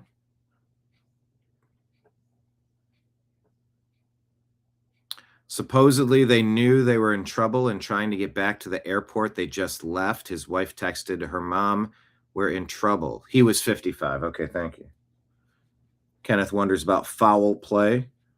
Yeah, anytime a plane goes down, you wonder about foul play. Marion says, I've watched your documentary on Hurricane Helene, Help on the Way. That was a good watch. Bless you for doing that too. Hey. it made me... I didn't like the story. I didn't like seeing what was going on. I didn't like seeing the lack of coverage. I didn't like seeing the lack of help. The fact that I was able to find several companies that wanted to contribute and assist and make donations that we could deliver. I mean, we got to put them directly from my vehicle into a huge trailer, then to several drop-off points to deliver to several different semi-trucks that were going to all different places. We were hitting the hubs and they were going out. They would go to churches and then they would get picked up and go on RVs through areas that washed away the only bridge across the river. The people stranded up here over like we were taking it from one place to go to another to get distributed out the places where it needed to go. And to many, it seemed like we were doing a much better job than FEMA. And so just being a part of that, it was necessary. And it was an experience I'm grateful for. Because I have some insight now into how that stuff works. It was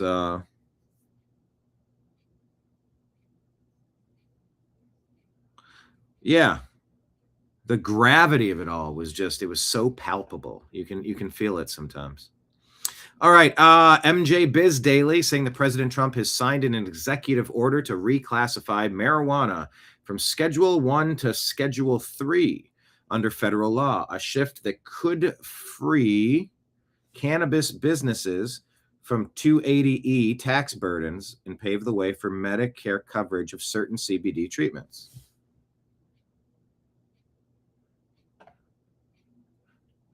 Let's continue here. We'll keep it going. I think there's more on that.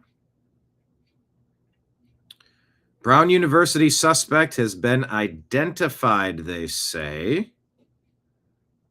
Oh, hold on. Let's take a listen right here. Individual was identified as Claudio Neves Valenti, date of birth, and he was a 48-year-old man. He was a Brown student. He was a Portuguese national, and his last known address was in Miami, Florida. And I will tell you that he took his own life tonight. We have members of the Providence Police Department up in Salem, New Hampshire, and we also have the BCI unit. Obviously, the FBI and their evidence recovery unit is up there, so the process is being conducted as we speak. And it goes without saying that I would like to personally thank the efforts again of the Providence Police Department, the Rhode Island State Police, the Rhode Island Attorney General, the FBI, the ATF, HSI, the U.S. Marshals, IRS, DEA, Secret Service, and NCIS. So April Silverman here, Cali MAGA Barbie says, Brown University suspect identified as Claudio Neves Valenti, a 48-year-old Brown University student and a Portugal national from Miami, Florida. Portugal is the same country where the slain MIT professor is from, allegedly committed by Valentine. Or Valenti. I don't know, it's spelled wrong. Not a U.S. citizen.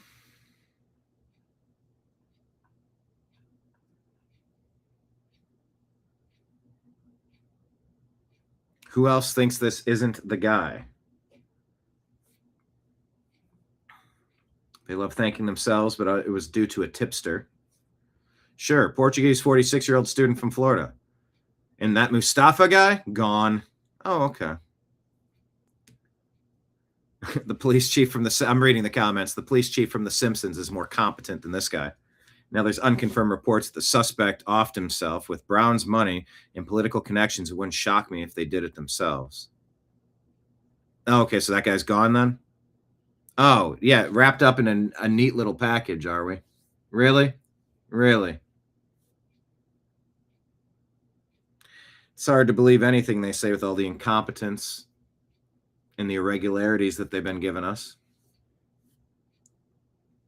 Why is his last known address in Miami? If he's a Brown student, where's his local address? This police chief is embarrassing.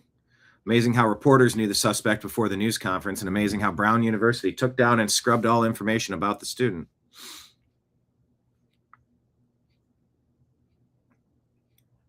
Now, what's the motive?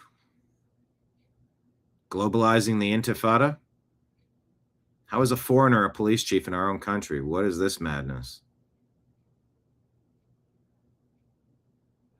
His nephew busted doing fentanyl. Running fentanyl? Wasn't he engaged in trafficking of fentanyl? Was he convicted of that? I forget exactly, but implicated for sure, the son of this police chief who can hardly speak English.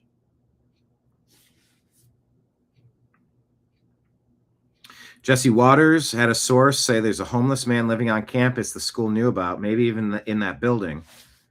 Is that why the school wouldn't say anything? Not buying it, a 48-year-old student? Doesn't add up.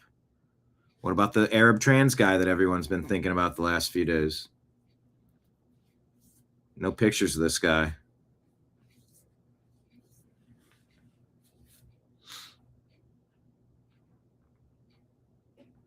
All right. Well, this Brown story isn't making much more sense these days.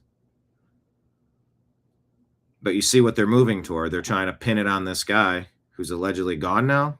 I'm trying to make sense of it all. We'll keep following it and give you some updates as we get them. All right, take a listen here. AmFest is happening. There's been a lot of back and forth with Shapiro, Tucker Carlson, Candace Owens, Megyn Kelly, Turning Point USA, Candace Owens, Erika Kirk, Charlie Kirk.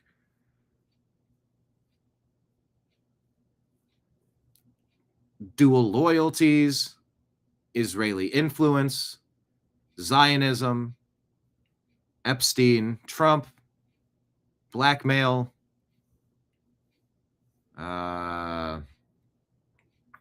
September 7th, false flag, inside job, Greater Israel, a lot has been happening. A lot of accusations. You can't even keep up with all of it. It's a circular firing squad. Everybody's taking shots from every. Like it's just it just is what it is. And there's a lot of valid questions that need to be answered. And Ben Shapiro is by some viewed to be one of the key spokespeople for the state of Israel. I believe John B. Wells sometimes calls that the state of isn't real. That's a place that in 1948, the Rothschilds, the bankers, carved out as a new state called Israel. And the neighbors have never been okay with it. And they keep fighting about it. And they won't let it go. They will not stop. So you have Palestinians saying, we want to wipe this out. We want to wipe all the cockroaches from the river to the sea. Dump everybody in here into the sea, and we want to take this over. We want this. They say, well, it's ours. We have it. They say, yeah, you stole it. And they say, no, our God says it belongs to us. We are the chosen people. We're Israeli supremacists. And the Intifada people say, no, Mohammed is the only way. We are Islamic supremacists. So you have two supremacist groups arguing. Meanwhile, this is the land of Christ.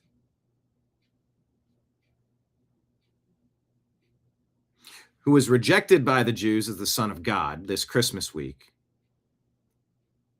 who is noted,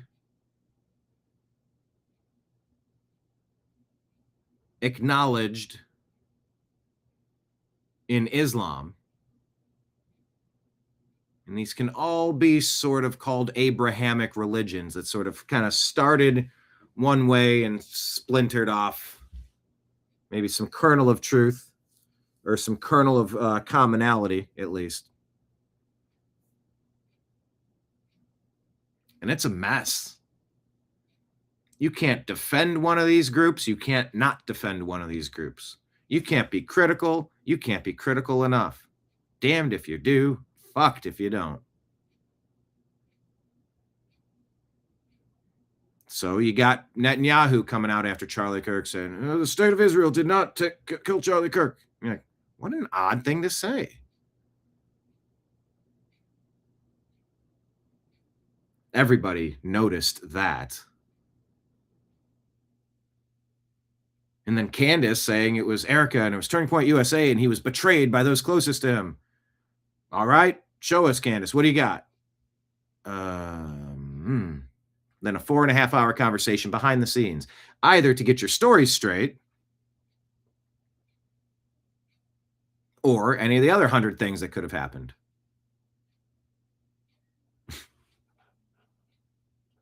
No, Kenneth, not an Abraham and Swiss sandwich. A ham and Swiss? A ham and cheese? Abraham and cheese? Well, I know the I know the Muslim community might not enjoy a ham and cheese, a ham and Swiss. Oh, man, my eyes. I think I need to put some Visine in. I did just wash my hands because I was petting Mr. Bean, which I don't normally do. I did wash my hands. I think I need some eye drops. Might be a good time to do that, but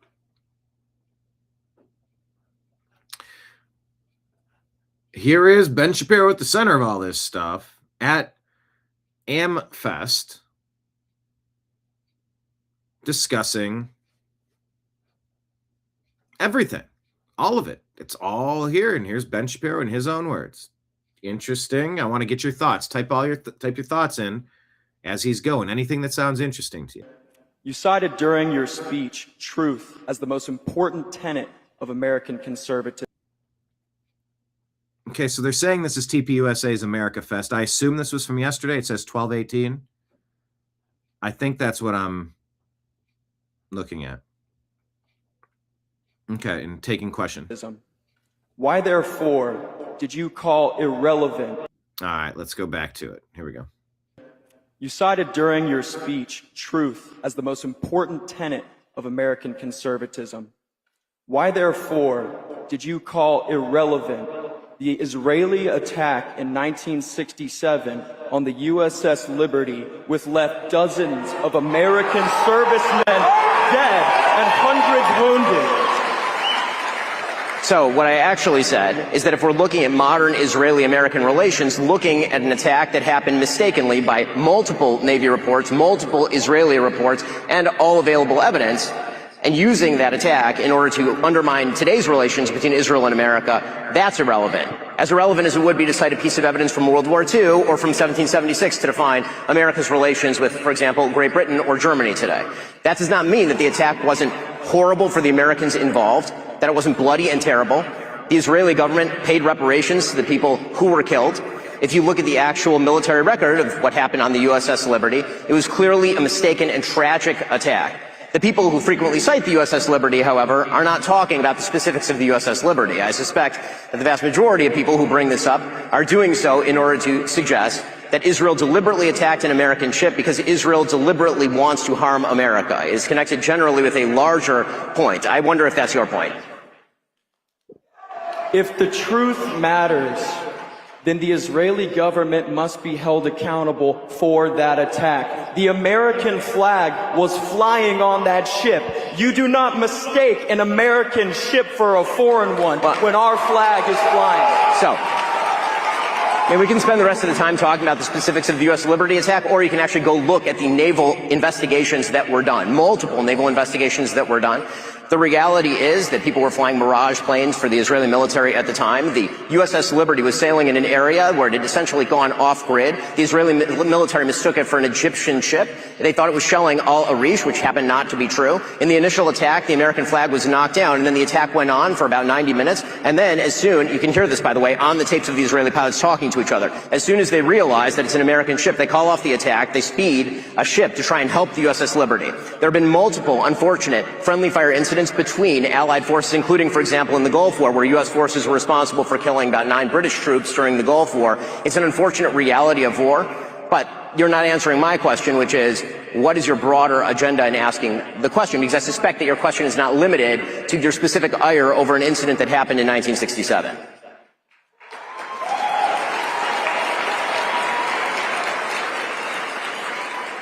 I think we should question any foreign country's relationship with our government. That's totally fine, but I'm just wondering why you serve American interests. Again, I'm perfectly fine with questioning any country's relationship with the United States. But again, I'm wondering what your motivation is in bringing up a 6-decade-old attack as though it is the #1 issue in assessing the relationship between Israel and the United States today. Well, many problems persist to this day, but it's interesting that you say 6-decade-old incident when there are many people in this audience who were alive for that attack, as if this is something that's irrelevant. Well, that doesn't no, it's just not particularly relevant to assessing the relationship between the United States and Israel today, in the same way that in 1967, there are a wide variety of countries with which the United States had different relations. Okay, it's clear you're not going to actually answer the question, so I'm happy to move to this one. You cited during your speech. And if that was 60 years ago, what about 75 years ago? What about the Holocaust? And what about what is relevant today? What matters today? These are the questions that people are talking about. It's one of my least favorite topics. Focusing too much energy on racism, I air quotes, focusing too much energy on Israel, Palestine, the Islamic terrorist attacks, the rogue nation state of Israel, however you want to define the issues. They're not areas that I've spent an exceeding amount of time. All the perspectives, all the conversations are relevant. Air it out. What do you think about that interaction? Did one side seem to make more sense?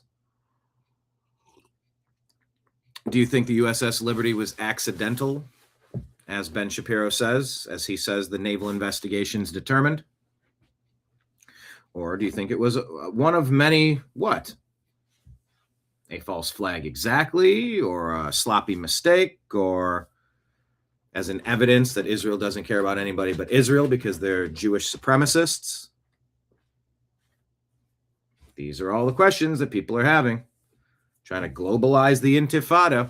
Careful who you get in bed with. All right, Right Angle News Network here. And there's more clips with Shapiro. I'm going to play a few things. Might even play his whole damn thing. Maybe Tucker's whole thing. Got to see how long. I think I saw Shapiro's clip was 10 or maybe 15 or 20 minutes. I don't know if I want to play the whole thing. You can find it. Tucker Carlson, I have some comments on as well. Or clips from his speech. But yeah, many people, I've seen it this morning. Okay, so I put some Visine in. Hopefully this will alleviate my eye issue here. Kitty cat residue. It's called dander. Anyway.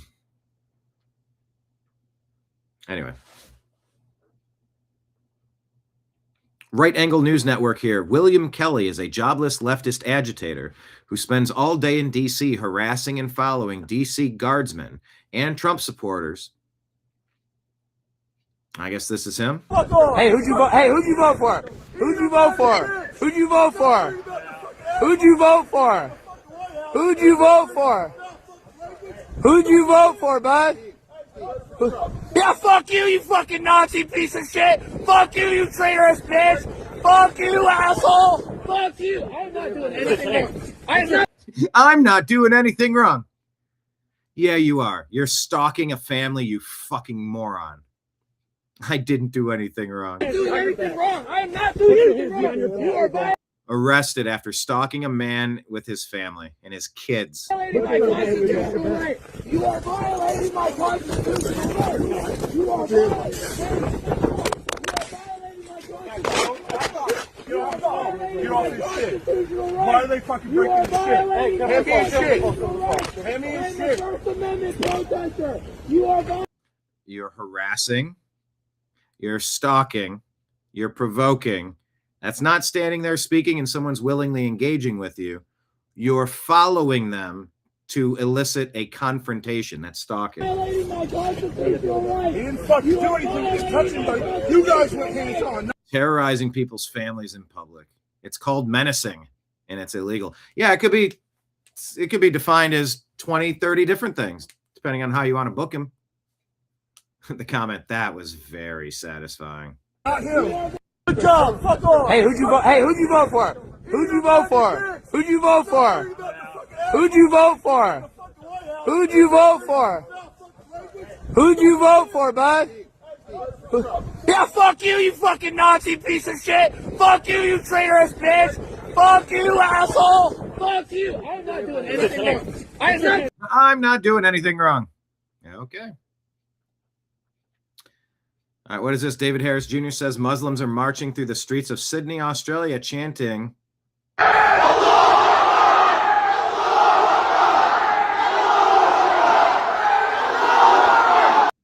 So this is an invading army, it seems, right? That's an invading army. Australia has disarmed its citizens. Do you see what's happening in Australia? This is not a friendly hanging out. This is a very aggressive, confrontational show of force.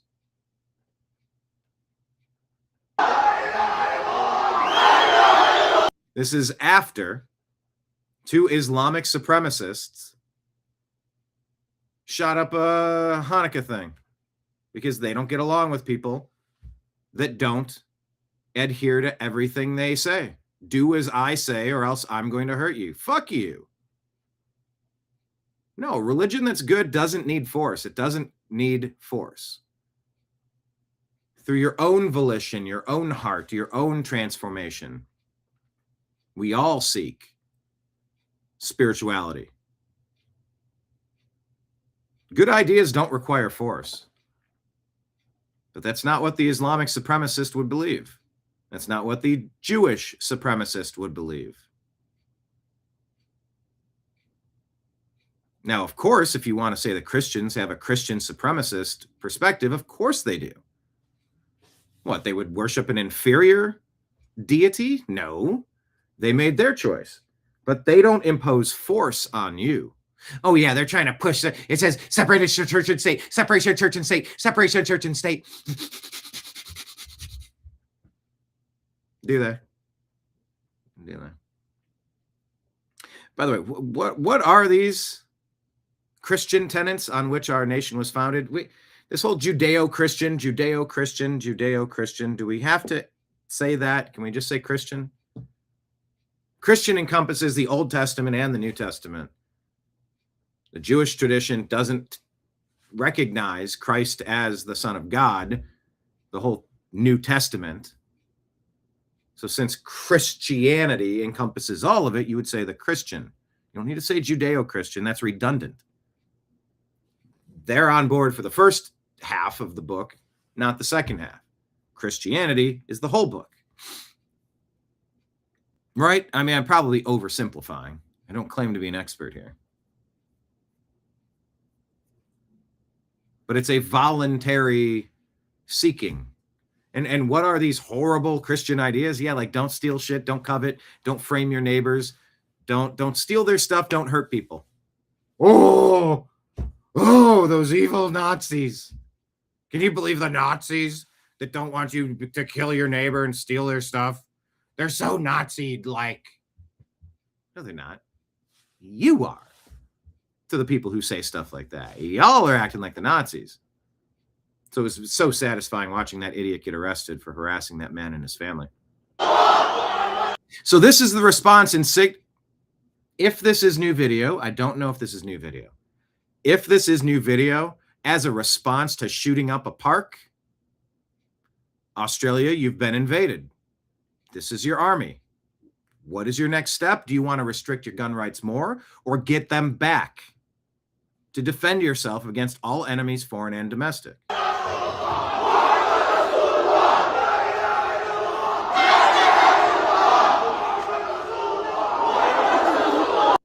Coming to a city near you, perhaps. A country near you, a state near you.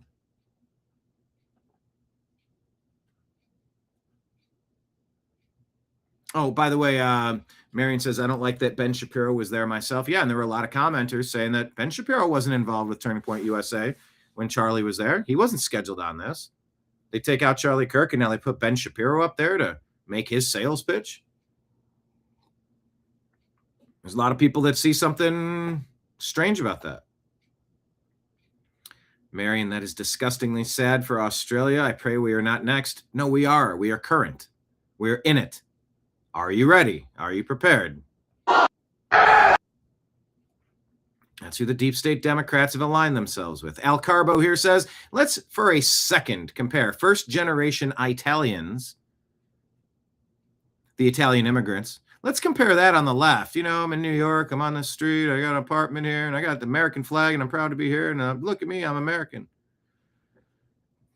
Compare that to Somali immigrants bringing their culture, bringing their language, bringing their flags, and not assimilating. Why would you bring in a whole group of people that want to not be a part of your thing, but transform and change your thing into their thing? That's an invasion. That's an overthrow. That's conquering. Why would you want to be conquered with something that you don't want? Nobody does. Raging Patriots here says, a British judge just sentenced a guy to 20 months in prison for some posts on X. That same exact judge let a child artist to go free because she said the prisons were overcrowded. The UK has fallen. You know, I don't see evidence here. I don't see. I'm going to say, what is the name of this judge and these two cases so that we can verify the story? This literally seems unbelievable.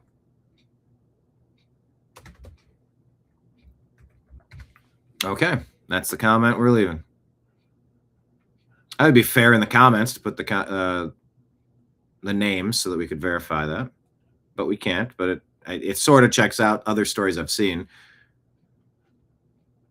Santa Claus, it's okay to be white.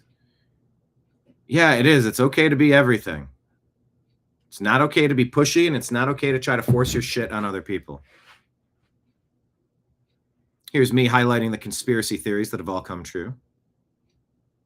This is shared from Ungovernable Melissa. I don't know. I am following.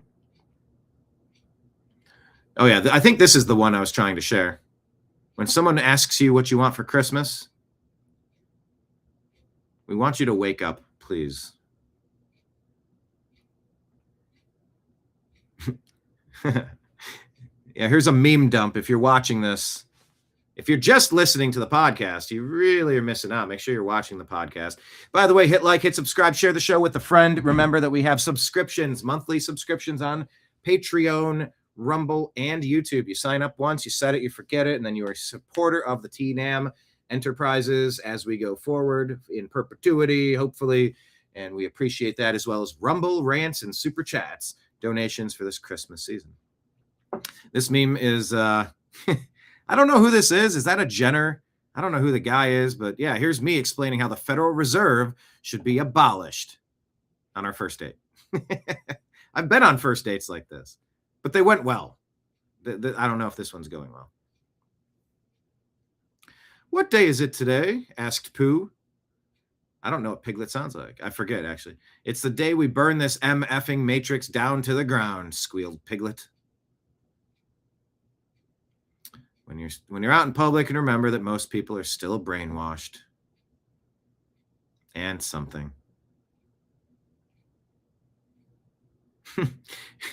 Here's Homer working. This is for Kenneth. Kenneth gets all my Simpsons references. On a skateboard, working on the car. Car's propped up. So the weight of the car is the soul-crushing weight of living in a totalitarian clown world. Here's me underneath trying to fix it. It's all being propped up by memes. Memes keep it propped up. Me pretending next year will be different. This is fine. Memes do a better job at reporting current events than the mainstream media does. That's well said. Here's Peter Parker picking a peck of pickled peppers. It's him putting on glasses. It's all blurry. It says Black Lives Matter. Okay, let's put on the glasses. Oh, wait, it's blacks laundering money. You've read up on the organization and how they stole so many funds so that they could live lavish lifestyles and not using those funds to help black communities. It was a lot of money laundering. It was a lot of grift. Pushed by the Democrats, the teachers' unions, lying legacy media, and social media. Here's a pro tip. Yell out exactly what you want for Christmas near your partner's cell phone. And just wait for Facebook to send pop-up ads their way. It's so creepy. We're just making casual jokes about it, huh? Never forget 2020 was the year of science. If you look at these people swimming at their local rec center with plexiglass in front of them and behind them. That's where we were, people. Yep, smoke, painting, mining, pesticides, radioactive, all these heavy-duty breathing apparatus, this is. But here's what you need for the deadliest virus in history. A cloth. Parents, you should be saving money for the future. Yeah, but here's the future. Just a totalitarian hellscape warlord Mecca, and it'd be like the future is like Burning Man, like Mad Max. Here's a nice line from Chevy Chase in Christmas Vacation. Rusty, those Christmas lights didn't hang themselves. I'm sorry. Rusty, those Christmas lights don't hang themselves. Rusty. Neither did Jeffrey Epstein. Here's a live look at the FBI agent laughing at my meme and then saving it to his personal hard drive right before adding me to the watch list for it. Me after a day spent trying to wake people up and pull them out of the matrix. They're more brainwashed than I thought. Might need a cigarette here. Anyway, those are some interesting memes.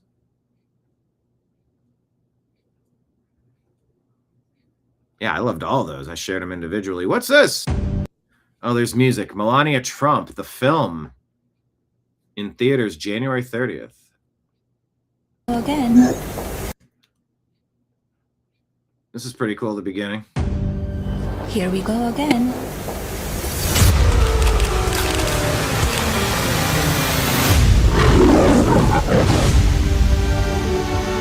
I don't know if I'm going to be able to play this with the music. In the fire.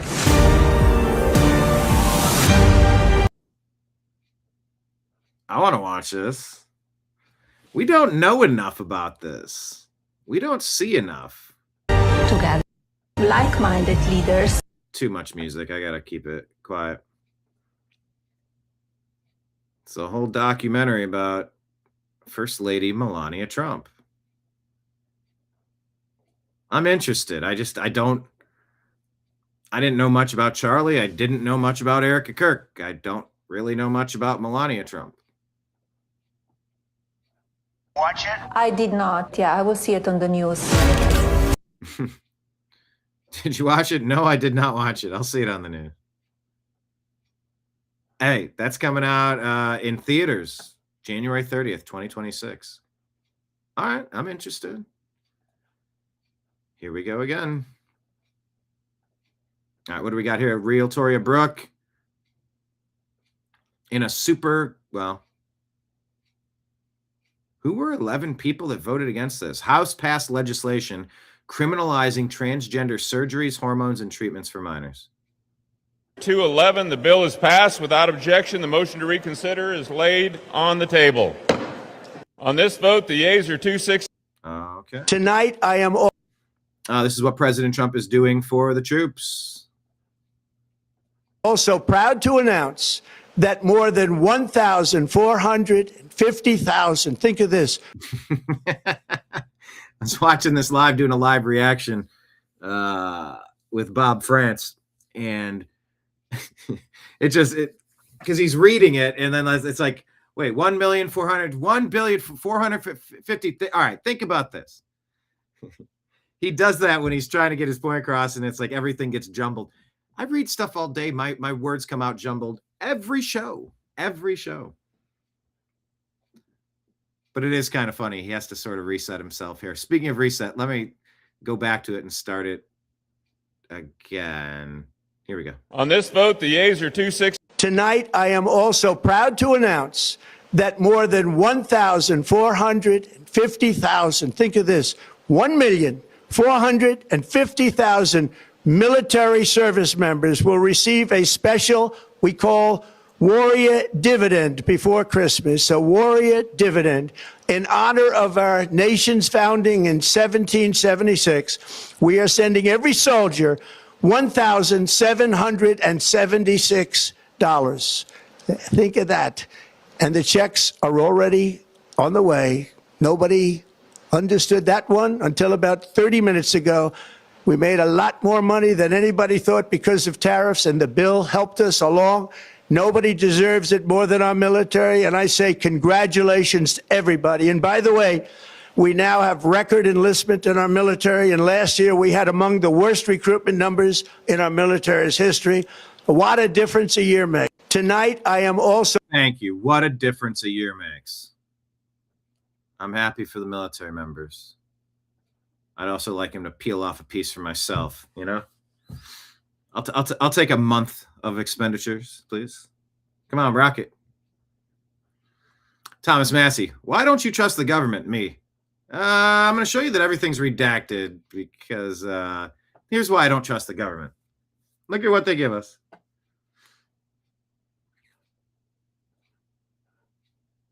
That's why I don't trust the government. All right, check this out. We played this for you, I think, or at least we told you about it. I don't know that we played the interaction. So I'll play it here. This is I think, did I play it? Did I not play it? This is a lady working at Target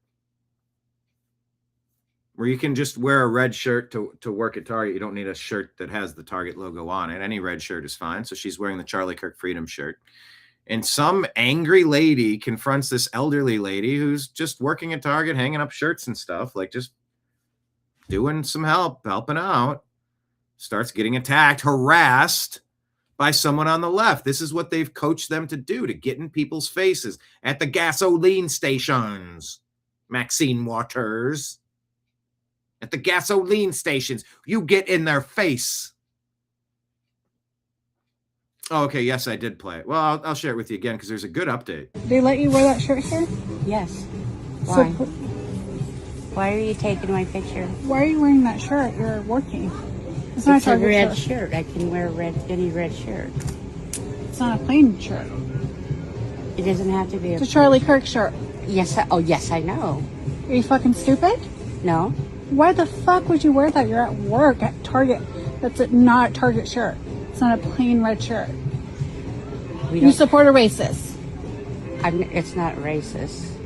You support a racist. He's not a racist. Yes, he is. No, he's not. Yes, he fucking is. I'm sorry, but I'm not going to stand here and argue with you. You're not. You should go get your manager. You should not be allowed to wear that at work. Unacceptable.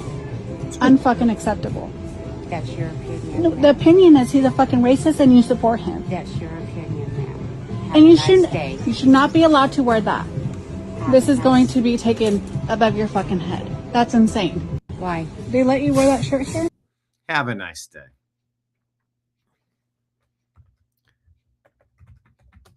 Have a nice day button. Have a nice day.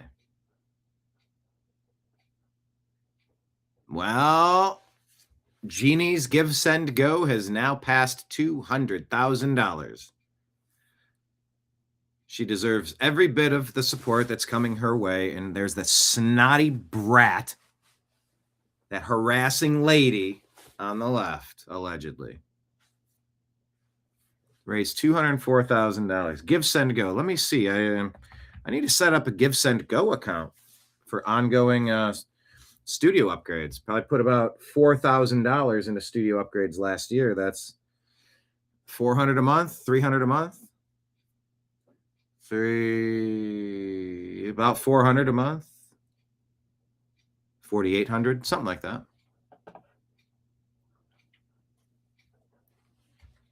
Jeanie.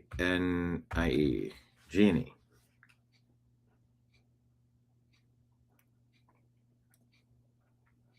It appears as though the Give Send Go is 250,000. Now I'm sounding like Trump. I'm going to say the numbers all wrong. $257,000. Campaign created by Cassandra Fairbanks. Imagine that. America saying we are so sick of being bullied by these idiots, these angry, bitter,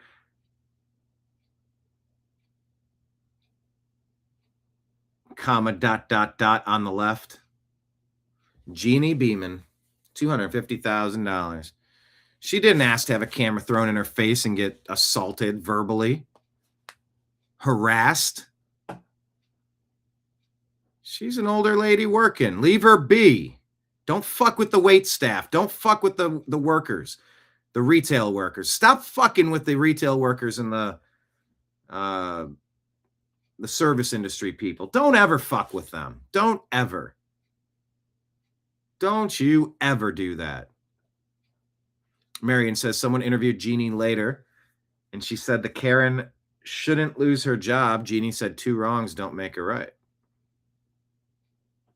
The Karen got fired. Yeah. YouTube still owes me about $4 million. Yeah, I think I said 10, right? Was 10 the number? Anyway, Jeannie, it's very interesting how quick this can happen. And it's also telling that Carmelo Anthony was able to raise money after stabbing and ending a twin. How murderers are raising money? Like, I don't get it. Internet is not good or bad. It's just, it's a vessel. Some head scratching shit.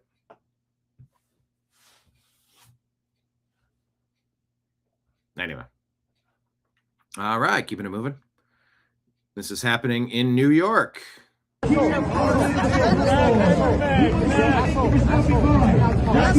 So this guy has a... I think... Is that a Star of David backpack? He's got a bandana and he's confronted by young Muslims. Are they Muslim supremacists?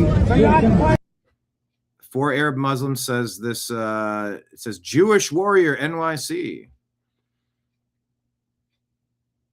They want to colonize the world with their cult, he says. This happened last night at Times Square. Here's 4 Arab Muslims, kids trying to act like big bad tough guys. Jeez.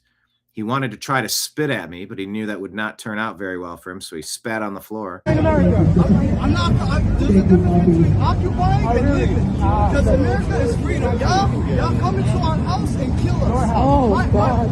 My cousins died last week because y'all way before, bro.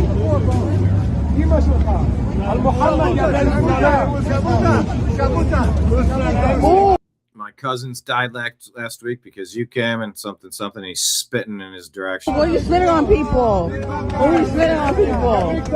You're so classy! Spitting on people! Fucking classy! You're spitting on people! Disgusting! Spitting on people! Spitting on people! Who spits on somebody? Disgusting! Who spits on people?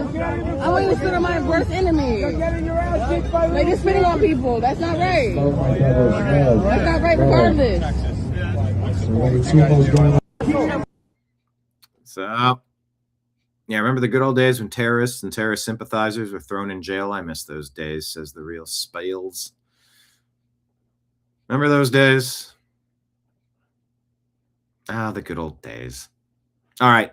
Let me share you here. This is the New American Media on X. That's at American_media_. Marion says, what happened to basic human decency? Exactly. Well, Hunter has a Give Send Blow account. Give, send, blow. Give and send blow. That's pretty good. I like that. All right, check out our X feed. We want you to all create an X account if you don't have one. We all want you to create a Rumble account if you don't have one. You can become a subscriber on Rumble, a monthly subscriber. I don't know, it's like 5 or 10 a month. You can do the same on YouTube as well as Rumble rants and super chats. But pinned right here is our Patreon page where you can sign up to be a monthly subscriber. Should any of these social platforms go weird, we're on Patreon. Then we have many people signed up for our free subscription on Patreon, as well as our monthly paid subscription on Patreon. It's the way that we get by. It's pinned here. My conversation with John B. Wells of Caravan to Midnight, discussing God, Trump, Biden, Deep State, in World War III. All right.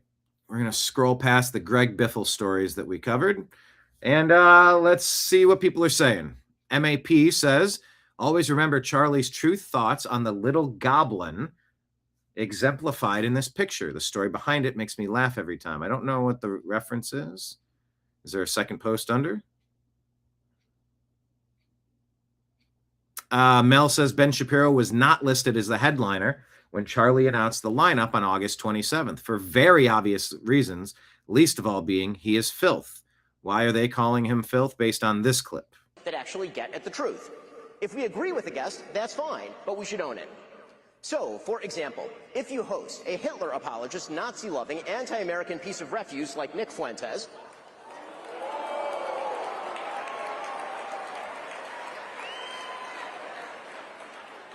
you know, the Nick Fuentes who said that the Vice President of the United States is a, quote, fat gay race traitor married to a Jeet. The person who said that Charlie Kirk was a, quote, retarded idiot. The person who said, and pardon my language here, it's his quote, that he, quote, took Turning Point USA and fucked it, and that's why it's filled with groypers. If you have that person on your show and you proceed to glaze him, you ought to own it. He pauses because he used the phrase glaze. And he thought that would connect with the kids. Glaze.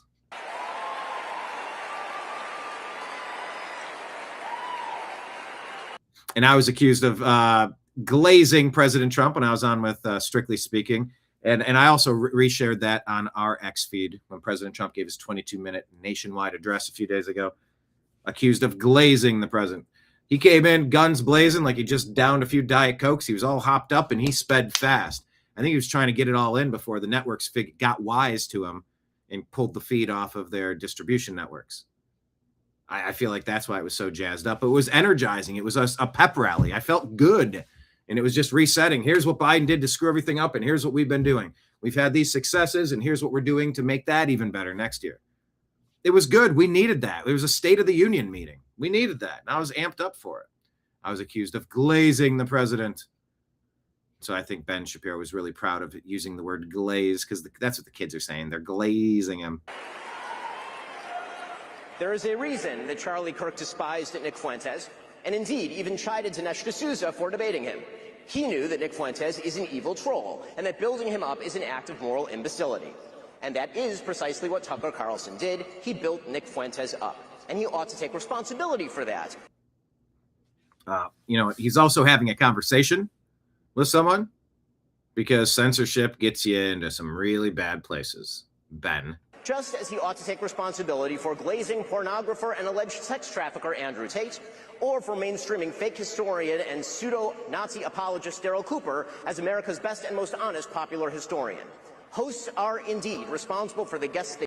Hold on. If you want to talk about pornographers, Benny boy, you want to talk about pornographers as a slur? You want to talk about the books that were being burned in Germany? What books were burned? That's the common phrase. That's a common retort. You will hear that question asked all the time. Actually, let me ask Grok. Because I've read accusations, but let's see what Grok says, for example. But he's the one that brought up pornographers. Sexologists like Magnus Hirschfeld.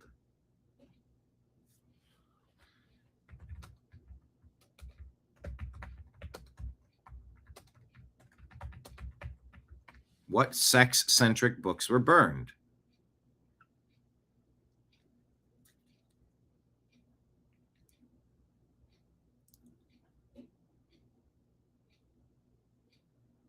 Yep, Magnus Hirschfeld, a pioneering sexologist and advocate for sexual minorities. Oh, sexual minorities. A comprehensive library on sexology.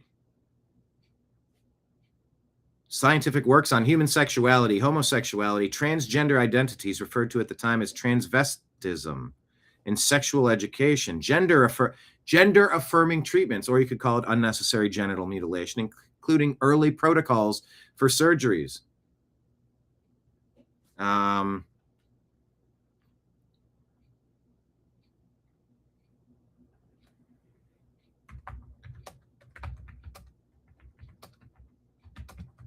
Let's ask books burned that were considered pornographic.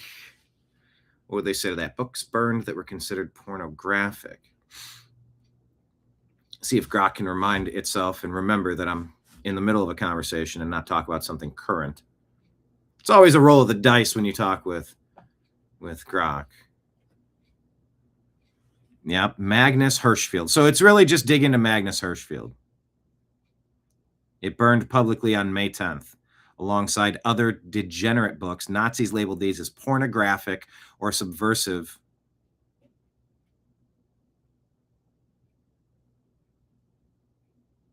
So there you go. All right. Well, Ben's the one that brought it up, so I wanted to look that one up. Let's continue. They choose and the questions they ask those guests. Yep. So I have no problem having guests talk because that's what people do. I hope there's not music here because I really want to hear Jim Rome taking down University of Michigan. Now, you might be thinking, Michigan man, the good news is this is rock bottom. It can't get any worse. Now we can start building out. Well, you'd be wrong about that because investigations continue. By the way, while investigations continue, we will go ahead and say pinkies up. Hello, everybody. Pinkies up to our friend. Take a nice big sip of copium. Going by the name of Julia Collins 777 today, if that is your real name. It ain't. But take a screenshot and you can go get your $10 for telling somebody that, look, I went on this non-deep state podcast and I spewed my talking points for the day. Screenshot. Look, I get paid. Send me $20. I don't even know what That's a good question, Julia. How much is our account worth? What do you make each day when you come in and put your copy paste post? But that's fair. They say you're not supposed to feed the trolls, but let's address it. The Brown University villain wasn't a Muslim. Everyone who voted for a felon had their... This is such disingenuous, happy horseshit. Pinkies up, indeed. We know what pinkies up. In one sentence, people, Mary and Kenneth, people, what? How would you... Okay. How do you describe pinkies up in one sentence? That was Deb, wasn't it? Or Kenneth? Where did it? Well, because like the concept of pinkies up sort of grew. We all sort of threw a little bit at it.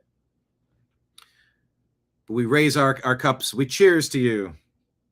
Real man of genius.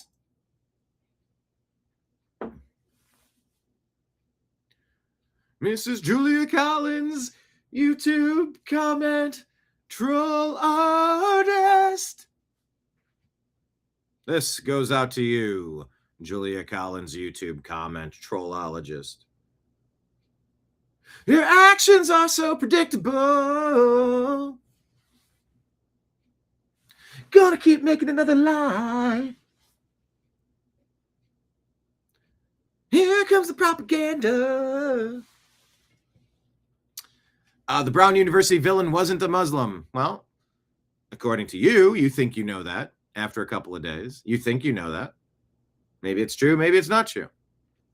But here's the disingenuous part. See, there's that misinformation, disinformation. Everyone who voted for a felon, see, they frame Trump. They corruptly try to pin a scarlet letter on him and then say, oh, look what he did. No, we look at what you did to frame him so that he couldn't take the country back after you staged a coup with Rob Reiner, Barack Obama, Hillary Clinton, the deep state, Clapper, Brennan, Comey, to overthrow this nation in a coup.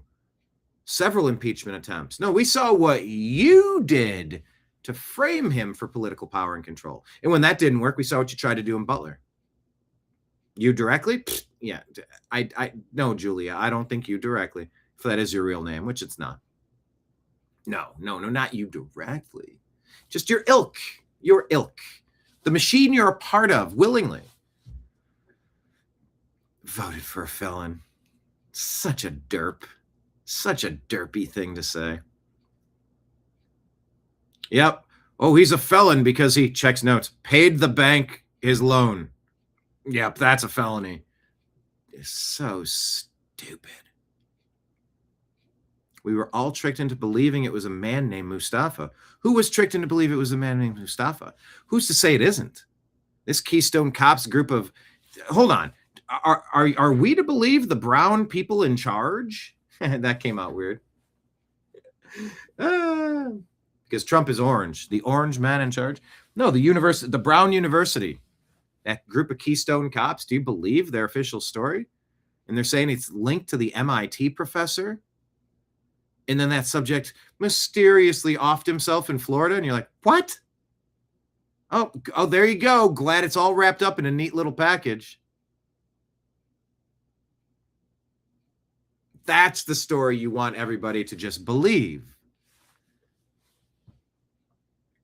Who believed it was Mustafa or a Muslim?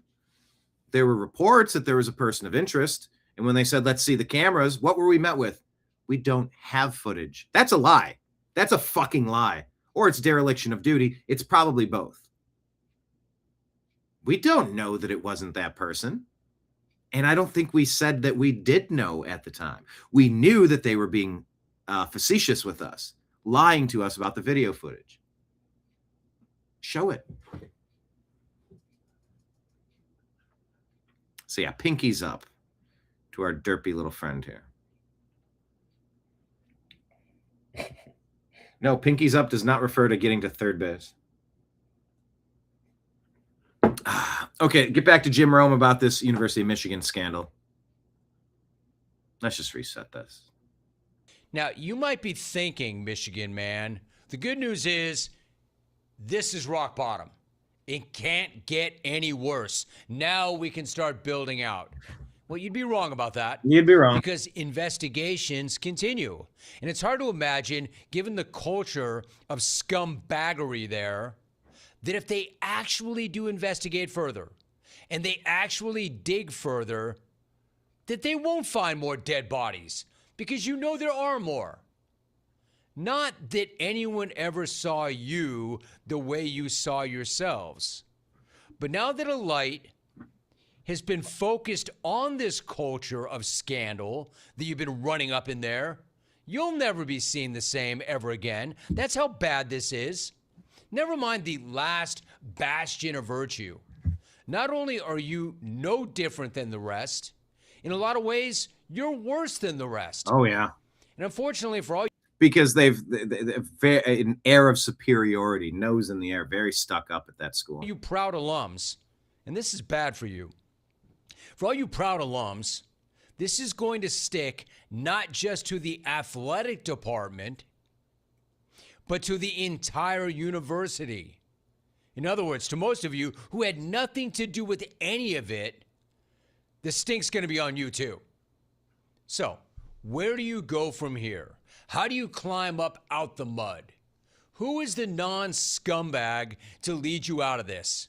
Number one, it better be a non-Michigan man, because Michigan men are the reason for this catastrophe. Ooh. So who's going to be the one to lead you out of this abyss? At least from a football standpoint. Right now, I think everybody is still on the table. Everybody. I don't think the rumors regarding Kenny Dillingham or Jed Fish or even Kalen DeBoer are going to calm down until somebody actually says yes and signs a contract. It's a mess up there, and we've covered that on the Unhappy Hour. All right. Let's take a look here. Benny Johnson says, holy smokes, it's so over. CNN just dropped devastating news for Democrats. Here we go. In the minds of the American public, let's put our finger on the pulse of America. How are voters feeling about Democrats right now? Yeah. Hey, question of the day. Type it real quick. How are American people feeling about Democrats right now? Type it in the comments real quick. Just a couple of words or the tiniest sentence. Answer this question in the question of the day. How are voters feeling about Democrats right now? How are voters feeling about Democrats right now? Okay, how are voters feeling about Democrats right now? How are voters feeling about Democrats right now? How are voters feeling about Democrats right now? Yeah, I mean, Democrats in the minds of the American public are lower than the Dead Sea. What are we talking about here? Well, let's take a look. The net approval rating for Democrats in Congress, you said it, Kate Baldwin, the lowest ever. Look at this. Overall. Lowest ever. They should get annihilated in these midterms. You've got to stop the fraud in these big blue cities immediately. I am open to hearing ideas why this would be a bad idea. But this breaking the filibuster sounds like it's going to be the only way to pass the legislation to fix the elections so that you can actually collect votes from the residents, the American citizens of these cities, so that they don't steal the votes from everybody in those states and turn this country into something we don't want it to be. They are 55 points underwater. Their approval rating is south of 20%. It's even worse when you look at independents. Look at this. Negative 61 points. That means that their approval rating is 61 points lower than their disapproval rating. Quinnipiac has been polling this question for the better part of the 21st century. They have never found Democrats, at least those in Congress, in worse shape than they are right now. They've never been in worse shape, thanks to Barack Hussein Obama driving this off the cliff. Of course, here's our smoked meats segment that really made no sense other than we were hanging out and having fun. Question of the day, Marion says, I think Democrats are ignorant, incompetent, and despicable. Kenneth says, well, I got to tell you, the modern Democrat Party here in America, I got to say, I view them as being lower than a worm's daggum ding-dong. You know, daggum ding-dong. Tim Burchett would say it's a daggum ding-dong. That's how low the opinion of Democrats is in America in 2025. That's lower than a daggum ding-dong of a worm. Daggum ding-dong. That's a good phraseology. Daggum ding-dong. All right, let's hear from Tom Homan about a failed system here. Border Czar is pulling the records. Let's get to the bottom of this on Rob Schmidt tonight. What is this? Take a listen. The Border Czar, Tom Homan, joins us tonight to talk about Minnesota as well as a number of other issues. And, sir, it's good to have you back on the show. Trump mentioning the Daily Mail reporting from 2020 that Ilhan Omar married her brother to get into the country. This was last week. Take a listen. Look at their nation. Look how bad their nation is. It's not even a nation. It's just people walking around killing each other. They've taken billions and billions of dollars. They have a representative, Ilhan Omar, who they say married her brother. It's a fraud. Calls that a fraud. It's a story that has never been successfully refuted, even though it's now a 5-year-old story. That's clearly a deportable offense. Is there an investigation into that?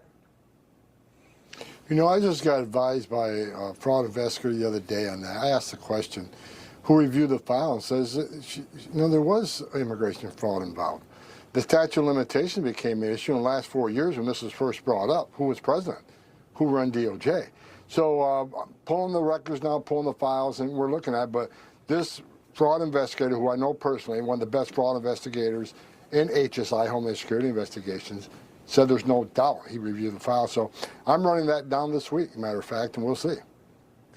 It's tremendous that, I mean, and according to the Secretary, Kristi Noem of DHS, she said nearly 50% of the visas are fraudulent. in this community. I mean, that would mean that half the Somali refugees are here in some way illegally.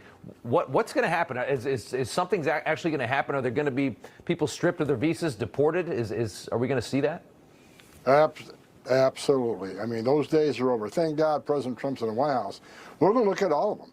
I mean, we're going to look at those here illegally, of course. We're going to look at those here under a visa or some sort of, immigration process that are criminals. We're going to look at the national security threats. But those who came through a process that weren't properly vetted, who didn't provide documentation, who slipped through the Biden's weak processes on, giving visas and temporary, whether student visas or visitors visas or whatever. We're going the whole gamut. President Trump has instructed us go down. All right. So keep your eyes peeled. But yeah, that's not just Minneapolis. It's needed in Columbus. It's needed all across the country. Anywhere that there's immigration fraud, we need to clean it up. And we need to clean it up fast before our country is fundamentally transformed into something it's not. Ariel says Donald Trump baited the press with the possible Venezuelan war, only to turn around and announce all his wins. And in that same breath found all the leakers. Which brings us to the announcement he's supposed to make today. Have you noticed this one has no leaks? Genius. That's a question. Do we have a Trump announcement from today? Anyone? Let me go to the home. Trump announcement.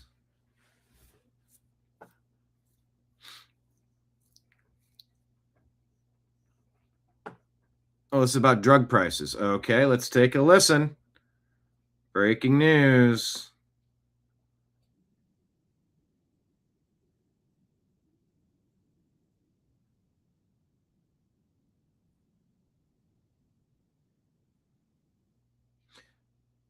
Yeah, I need to share this tab instead. Sorry, I had another one pulled up. Let's try that again.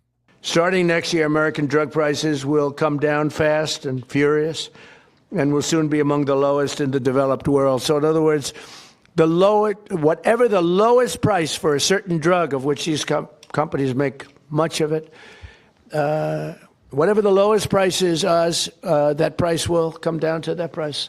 So we will get the lowest price anywhere in the world. If they're lower in England than they are in Germany, we take the England price. As of today, 14 out of 17 largest pharmaceutical companies have now agreed. 14 out of 17. Oh, those three they're in deep trouble. But actually, they've agreed because I think those three companies are coming in at a different time next week.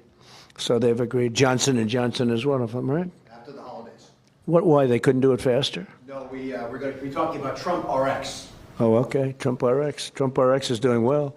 As of today, 14 out of the 17 largest pharmaceutical companies, but they've all agreed, have now agreed to drastically lower drug prices for their American patients, for the American people and patients. This represents the greatest victory for patient affordability in the history of American healthcare by far, and every single American will benefit. So this is the biggest thing ever to happen on drug pricing and on healthcare. This will have a tremendous impact on healthcare itself. I mean, isn't it about time we get to that? Favored nation status, get the cheapest stuff that we can? Yeah, I think so. That's what I want. Absolutely. All right, Trump RX. Yeah, curious to see how that happens. We just, come on. Don't gouge the people that are having a hard enough time as it is. Ron Paul says President Trump addressed the nation live on television amid rumors he would announce the beginning of a war on Venezuela. Several warnings, including from Tucker Carlson, indicated the war announcement was likely, and in the end, the word Venezuela was not uttered. What does it mean?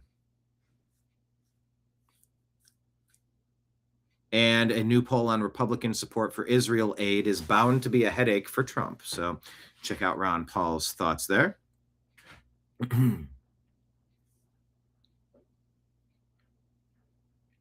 What did Tucker have to say? Is this at AmFest, I believe?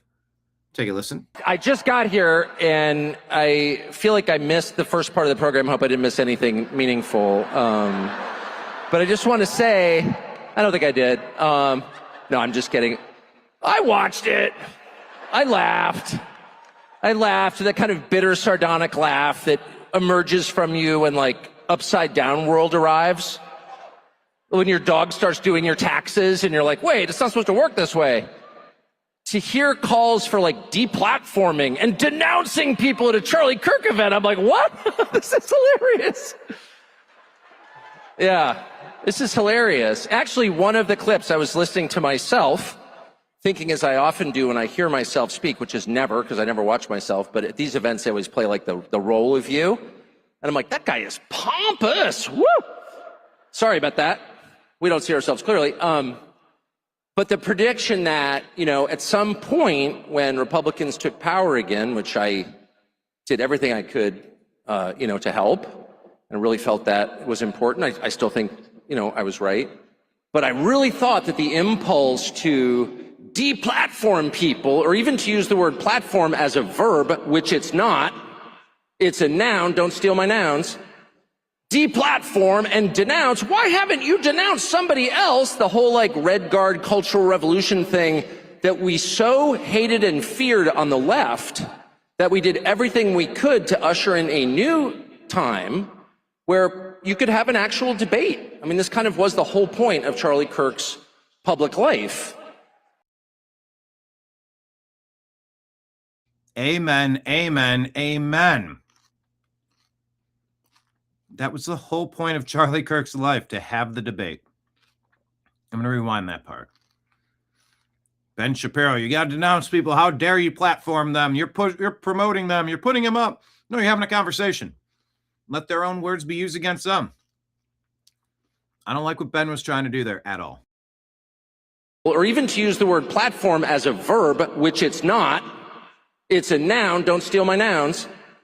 Deplatform and denounce. Why haven't you denounced somebody else? The whole, like, Red Guard cultural revolution thing that we so hated and feared on the left that we did everything we could to usher in a new time where you could have an actual debate. I mean, this kind of was the whole point of Charlie Kirk's public life.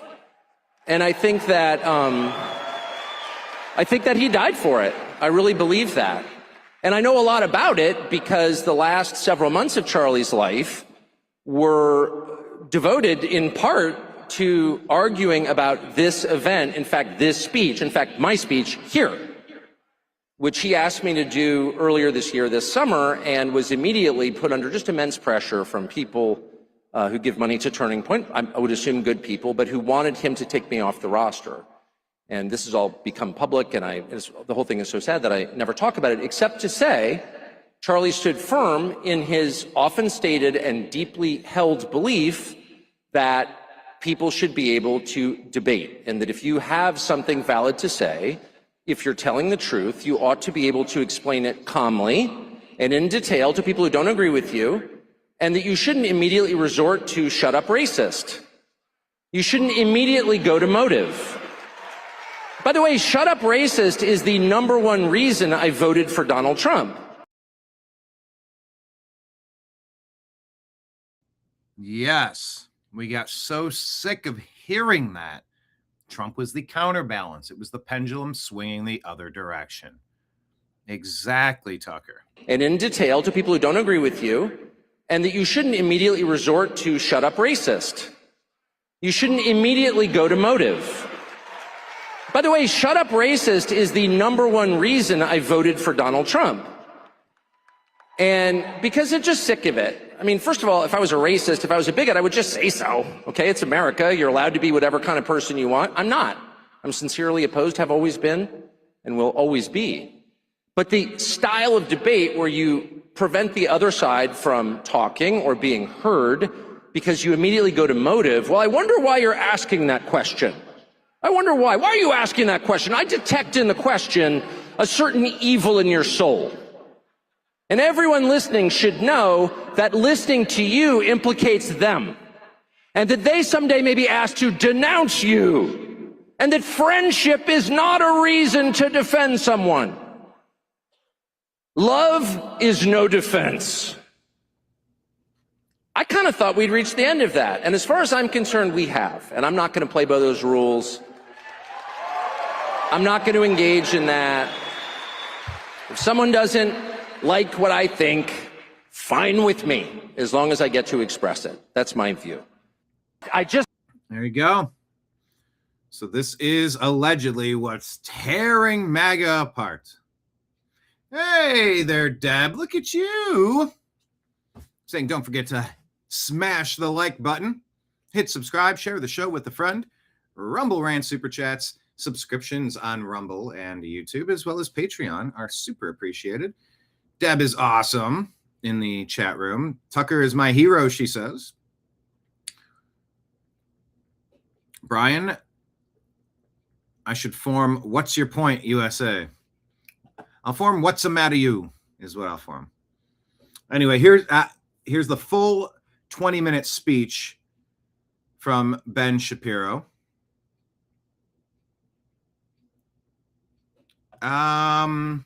Here's more Tucker. I'm kind of tempted to just play the full Tucker speech. I'm just curious. And look, here's the 20 minutes. I'm not going to do that. We kind of got the gist of it, but I do want to hear what Tucker has to say. The full speech from AmFest. Maybe we break this down. All right. Is it here? It's 30 minutes. Here, I'm going to... Oh, no, that's Shapiro's full speech, which I will share. That's fine. I want Tucker's full speech.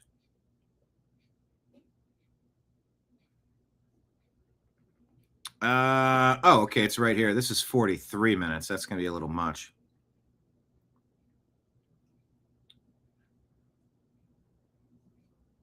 Worth a listen, they say. Yeah, well, I shared it. Okay, I'm not going to play the whole thing.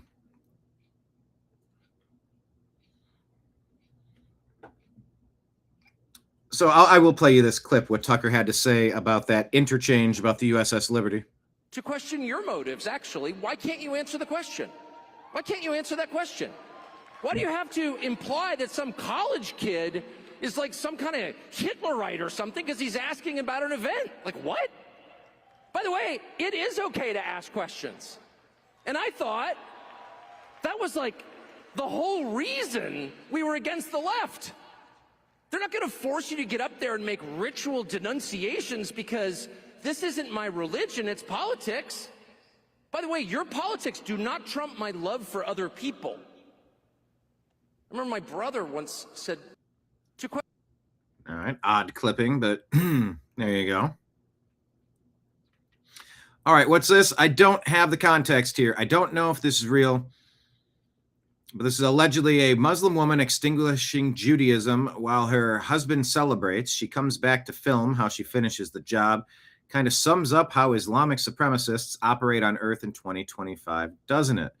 Captured yesterday, according to Concerned Citizen. Maybe it's true, maybe it's not, maybe it's a skit. I don't know. A lit Hanukkah in honor of the Bondi Beach victims. So this is what they do when they walk past it. Spitting on it or blowing out the candles. And by the way, the guy is applauding her. Look, there he is. He's clapping, clapping, clapping. Good little jihadist action. Good little jihadist action. Super respectful. Super respectful. Oh, but wait. There's more. Is she filming this? She knocks into it and blows out another candle. Okay. Well, anyway, does that sum up what they're trying to do is extinguish people that are not exactly like them? Senate Judiciary Democrats say Trump RFK Jr. announced that they'll cut off Medicare and Medicaid funding for any hospital that provides life-saving, gender-affirming care to minors, effectively inserting the federal government in between doctors, parents, and patients. Yeah. We said Trump, here, we made an edit. Trump RFK Jr. will protect vulnerable children from Munchausen mommies and unnecessary genital mutilation. This is a serious mental health condition and a form of abuse where a caregiver, most often a mother, deliberately fabricates, exaggerates, or induces illness in a child or other dependent to gain attention, sympathy, or praise from medical professionals, family, or others. The perpetrator often appears as a devoted, concerned parent, which makes detection difficult. There, we fixed it for you, Senate Judiciary Democrats. You're protecting the kids. I'll get to that in a second. We had this guy on our show before, John Fugelsang. He's quick and clever. Look at that face. He's quick and clever, and I think very disingenuous when it comes to most things Trump. He also said that he didn't believe the president was shot in Butler, and I said, are you out of your mind? And we booked him from that. I didn't like belabor the point. I didn't harp on it. We just stayed for a chat. Just kind of let things happen. Blake was there. Blake sort of steered, because it's like if I would have started picking apart everything that this dude was saying that was just as disingenuous as when our paid troll comes in and says, "Oh, you voted for the felon." Yeah. When he was framed and you tried to pin the scarlet letter on him, yeah, and you're just going to try to casually slip that in there as if that's an accepted thing that happened. No. That's actually more indicative of your criminality by doing that to him, because you knew you couldn't win if you asked the people who they wanted to represent them. It was that obvious. So you had to use every dirty trick in the book. But anyway, John's been gracious with his time twice with us. We have chats from time to time. We might have him back on at some point in the future. Oh, he's making quite a face there and a little disheveled with the tie. I don't know what I'm waltzing into on this, but here it goes. This is Scott Jennings, who usually makes some good points.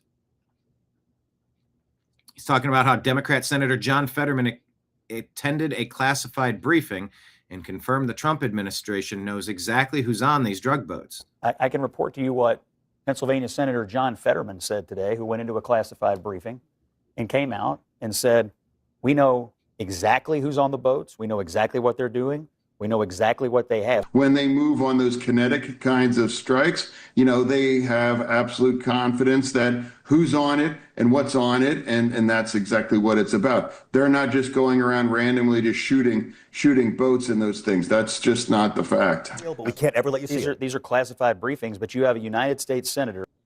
What was he saying? He's very animated. We can't ever let you see it. These are classified briefings. Can't ever let you see it, I think is what he's saying there. These are classified briefings, but you have a United States Senator of the president's opposition party saying, I got a briefing, I saw the intelligence, and we know exactly what we're doing. They lied for months. It was about fentanyl. If you want to call John Fetterman a liar, go ahead. But that's what he said. I can report to you what. All right. Here's Rand Paul breaking ranks on this topic, talking with, what's his name again? I want to say Lou Dobbs. It's not Lou Dobbs. You don't approve of the boat strike, we got that. But are you okay with strangling Maduro's cash flow with an oil blockade? Well, if you want to go to war with another country, our founding fathers anticipated that, and they said that it would be declared by Congress. The power was never given to presidents to begin war. This certainly looks like a massive armada, a massive amount of military force.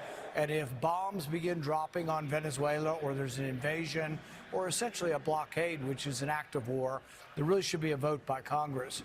But you can't simply say, oh, we designate these people to be terrorists.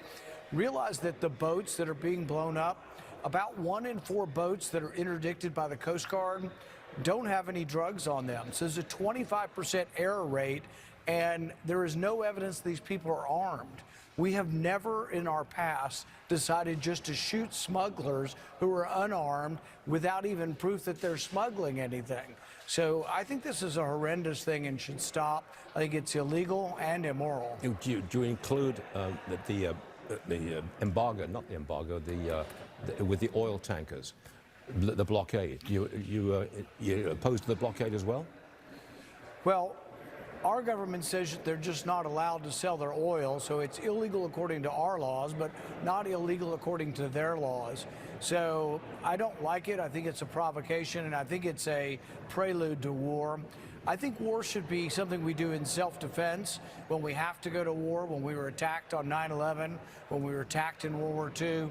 But for the most part, these wars of choice or wars of offense, I don't think are a good idea. I mean, I'm not for sending, you know, the kids I know in the military, I'm not for sending them down there to die for oil. The president announced the other day he's going back there to seize our land, our oil, and they've been ripping us off by taking our oil.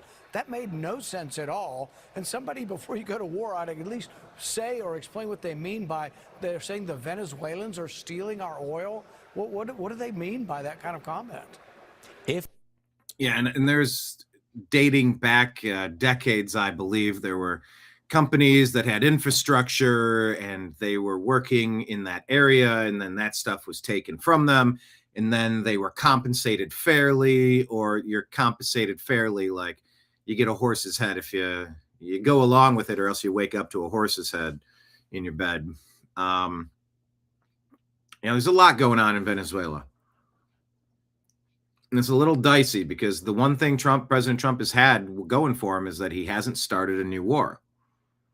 This is dangerously close to that, so we'll keep our eyes peeled on it. Reminders, pray for Scott Adams. Here we go. When do I go home? Maybe never. Don't know. I can't go home until there's a way to take care of me at home. And right now, it would require some setting up. But what we don't know is after the treatments are over, I just wait a few weeks to see if it worked. And that will be a very long few weeks. Because if it doesn't work and I don't get back any mobility, my life will be quite different. And probably a lot shorter. You don't approve of the boat strikes. We got that. But by the way, that was Stuart Varney up there. His name came to me. I was like, what's his name? Oh, yeah, Stuart Varney. That's it. So Jay Plemons says, pray for Scott Adams. Haven't checked in today. Scott Adams in a hospital bed with a cancerous tumor, lost mobility from the waist down, says Jack Posobiec. He's getting treatment, says he isn't sure if it's effective, but refuses to stop live streaming daily and being here on X with us. This man is a patriot. JD Vance says, say a prayer for Scott, one of the good ones. By the way, in response to our pinkies up friend, here is perhaps one of the most important interviews ever done about President Trump and Jeffrey Epstein. One more question on that document, and this goes to the more salacious rumors, but I would like you to just, whatever you can say on it. Obviously, our current president has had relationships with Epstein in the past, and there are those, Katie Johnson and maybe other victims who accused Trump of being involved in things like this. In my experience, Trump supporters will not listen to anything along those lines. Obviously, we're not a court of law here right now, but are those claims, though that case was dropped, it was dropped before it went to court. In your opinion as a lawyer and your experience, is there anything you can say as to the validity of those claims, or whether or not there will be any more about that? Nothing at all. The only thing that I can say about President Trump is that he is the only person who, in 2009, when I served a lot of subpoenas on a lot of people, or at least gave notice to some pretty connected people that I wanted to talk to them, he is the only person who picked up the phone and said, let's just talk. I'll give you as much time as you want. I'll tell you what you need to know, and was very helpful in the information that he gave, and gave no indication whatsoever that he was involved in anything untoward whatsoever, but had good information that checked out and that helped us, and that we didn't have to take a deposition of him. That was in 2009? That was in 2009. So, do you know if there's any truth to James Patterson's claims that Trump kicked Epstein out of Mar-a-Lago? I've definitely heard that. I definitely heard that, and I don't know that it was Trump himself as opposed to a manager there. Trump's club, so yeah, people credit him. I've heard the rumor that Epstein was kicked out of there for allegedly trying to pick up somebody's daughter or something like that. But I think I did chase that down as far as I could and never was able to confirm it. But I heard it. So there you go. Brown's bureaucracy boom. They have one administration official for every 2 students. They're charging over $90,000 a year and somehow still running a $46 million deficit. It's administrative bloat that's so staggering it would make a federal agency blush. Student whistleblower Alex Shee blew the lid off. Brown employs 3,800 full-time non-teaching staff for just 7,200 undergrads. Check that one out. It's on our X feed. In 2016, Zoran Mamdani's director of appointments wrote, quote, "It's important that white people feel defeated." Ann Coulter says, yeah, that's written by a Dominican. Check her immigration papers for fraud. Coming in here saying that it's important that white people feel defeated. That's who the Democrats are putting out. Johnny MAGA shares this again. The Amazon Flex driver grabs a Los Angeles woman's cat by the neck, throws it in his car after delivering a package. Then he confesses to the police that he stole the cat, but he won't tell them where it is. They laughed at Trump when he warned us that they're taking our cats, they're taking our dogs.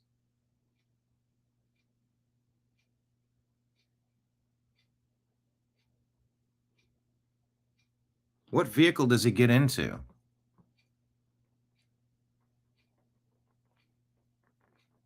A third party. Here, let's listen to this whole report. I'm so angry. Ring camera doorbell shows this Amazon Flex driver walking up to the porch, dropping off the package. And if we lose that bug in SuperVin, if you don't mind, thank you. Right underneath of that, that is where the cat is, right near the front porch. You see the Amazon driver trying to grab him. The owner says you can see the arm go back and forth. She believes that's because the cat was trying to bite the man as he was trying to pick her up. Eventually, he does grab her by the back of the neck, walks her back to his car, and takes off. Sheriff's Department says they have interviewed the man who said he was sorry, but won't tell them where the cat is. At this point, they are still looking for the cat, and as I mentioned, charges are being considered by the Los Angeles County District Attorney's Office. I want to show you a statement from Amazon trying to distance themselves from the driver, making it very clear to us that he is a Flex driver, which is a third-party company, saying, quote, "This was a horrible act, and we've apologized to Ms. Huff Medina. The Amazon Flex delivery partner in question is no longer eligible to deliver to our customers. We are in touch with the Los Angeles County Sheriff's Office to share relevant information with them and will continue to support their investigation." Louis Tran, that's not enough. Hold on. Where do I find Louis Tran?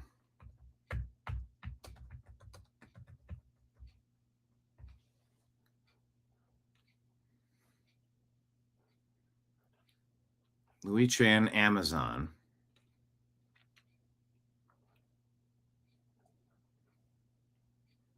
Oh, no, this is Louis Tran, the reporter. Louis Tran, Amazon spokesperson. Now, the victim in this case says it took them a long time to be able to get a hold of Amazon. They finally have. Amazon now communicating with them as well in this situation. But again, tonight, Piper nowhere to be found. Not good enough. Not good enough. Amazon needs to put a $100,000 reward, and they need to pay people right now. Go on Amazon Flex, pay someone to drive the entire route that car drove the entire time. They're linked up to cell phone. They know exactly where the fuck they were driving with GPS. Go to every house on anything within every driveway within 200 yards of that path. Go to every door and give them full color printed missing flyers with a QR code, with the phone number, with an email address if they find the cat. If you can help us find this cat that disappeared somewhere along this route, check your backyards, ask your neighbors, split $100,000 for the holidays. We need to find this cat, deceased or otherwise. If it's alive and got brought in by someone else, it was thrown out of a car, and is it hurt? Does it need medical help? What the fuck happened to this cat? I'm not okay with this. Amazon, step the fuck up. This story fucking enrages me, and the fact that Amazon is not doing more, making this a nationwide hunt, that they haven't been proactive in this and getting the information out, that they can't believe this happened, and they're doing everything they can to make it right. Fucking shame on Amazon. Shame on them. Anyway, that story's still going on. Kelsey Grammer has thoughts on California, and maybe you'd be surprised by this, maybe not. I met Kelsey Grammer It might have been that same event where I met Pierce Morgan and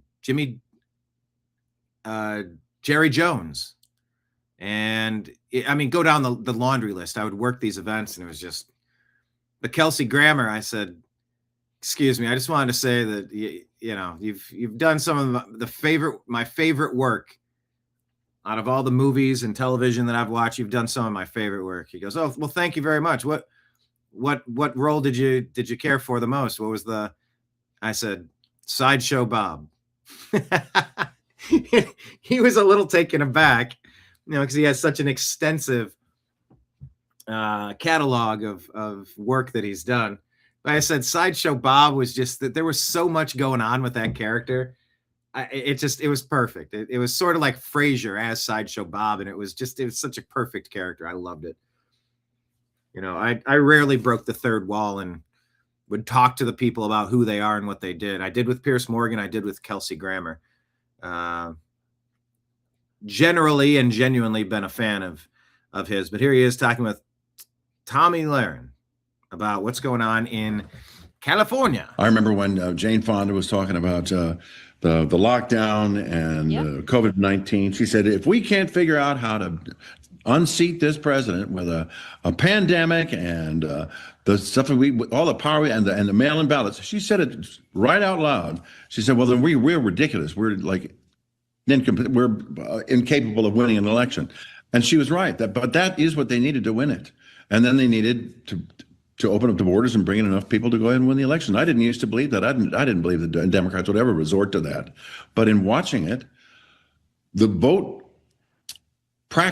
practices that they've implemented here in California to allow anybody to vote, as long as they're just walking around and have a heartbeat, is staggering, and they have no interest in it being legal, none at all. And for those who do not have a heartbeat but haven't been dropped from the rolls, they want them to vote too, and they'll even let them vote several times.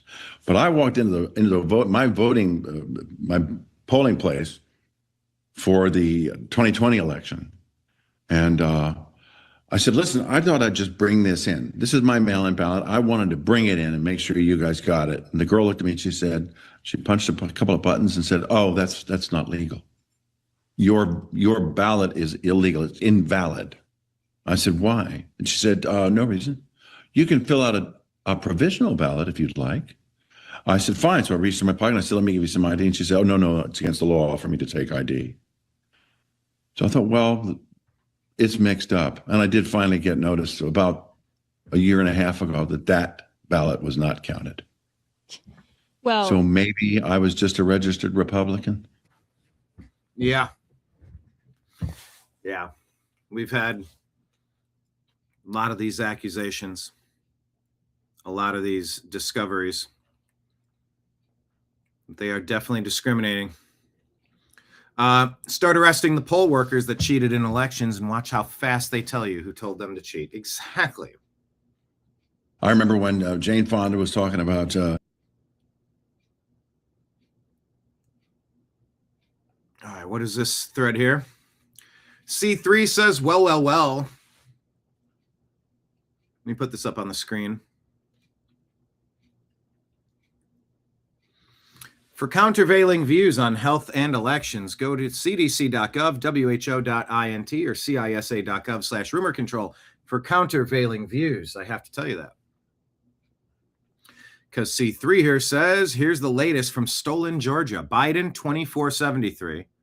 Trump, 2461. Biden won, air quote, by 11,779 votes. Well, did he? Fulton County is now admitted certifying 315,000 fraudulent early votes without poll worker signatures. That's a fraud. That's a vote that should not have counted, and that's what hundreds of thousands of people went to Washington, D.C. on January 6th, 2021 to say, hold on a second here. There's a lot of air quote votes that have been tallied that don't add up. They don't qualify. They don't have the proper signatures. They don't have the signature verification. They don't have this. They don't have that. Who is this? What's that? None of that was solved. No, see, Trump lost all of his legal battles. No. No court would take it up. There's a difference. Crime of the century. Kiowi Gal says, those are the votes that Raffensperger had originally said was a discrepancy. So in the phone call where Trump asked him, where are the votes? The evil Democrat Congress impeached Trump for asking Raffensperger a legit question.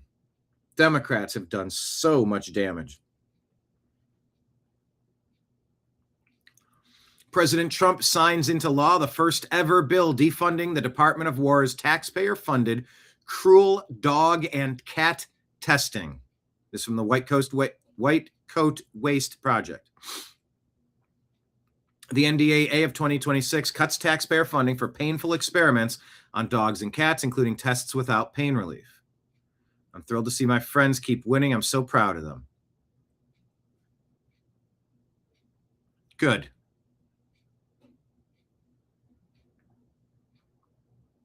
So yeah, I think this is a different guy announcing part of this Brown, as this Brown story allegedly unravels. Everybody looks like they are holding their breath and sweating and that they're lying about something just based on body language. He was a physics professor out of MIT and in the physics building, and he was studying physics. Have you tied all that up, and does that lead, why target one person in Massachusetts and then a whole class here in Providence? Yes, it is true that Mr. Valente was a physics student. Also, we know that the MIT, the victim there, was in that discipline as well. I will tell you that there's multiple phases to an investigation.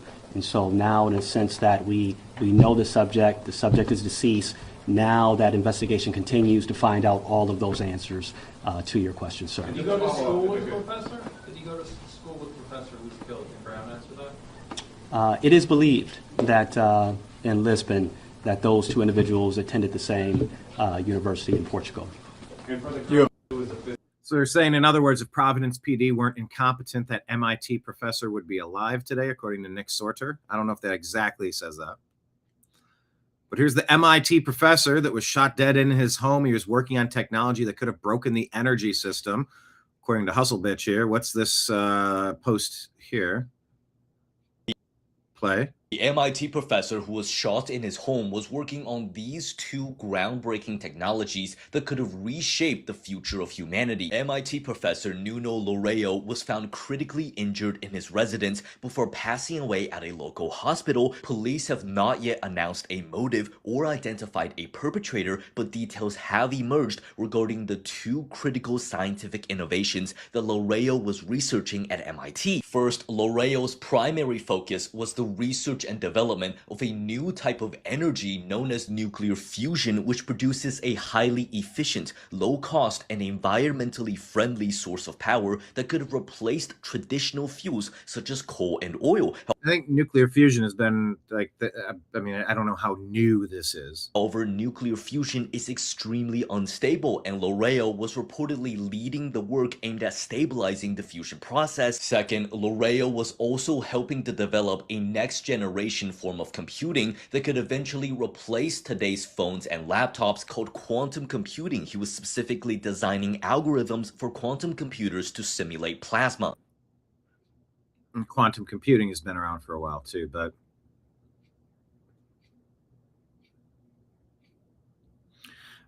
what's the commentary here? These aren't side projects. They're civilizational level technologies with massive economic and geopolitical consequences. Fusion energy alone threatens trillion-dollar industries. Quantum computing threatens encryption, finance, defense, and surveillance systems. Authorities insist there is no announced connection between his research and the shooting. But people are asking the uncomfortable question anyways. When someone working on world-changing technology is killed at home, how often is it really just random?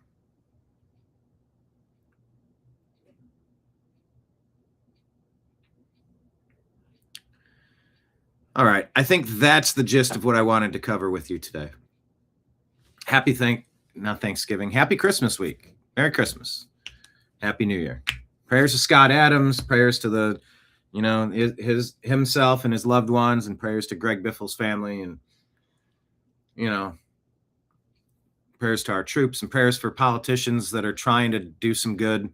There's probably some of them out there.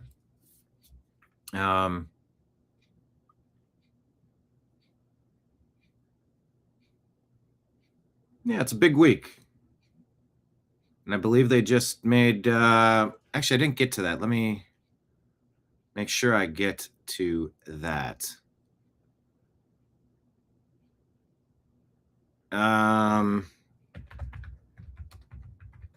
Christmas holiday federal.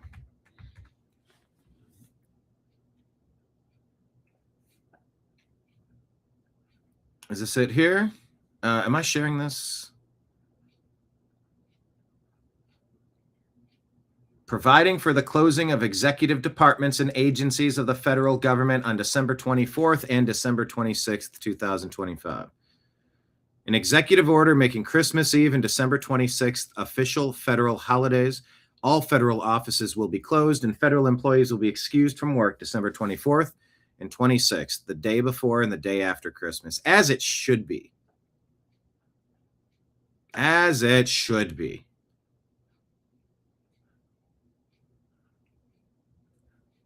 I mean, people are traveling. All agencies will be closed this year.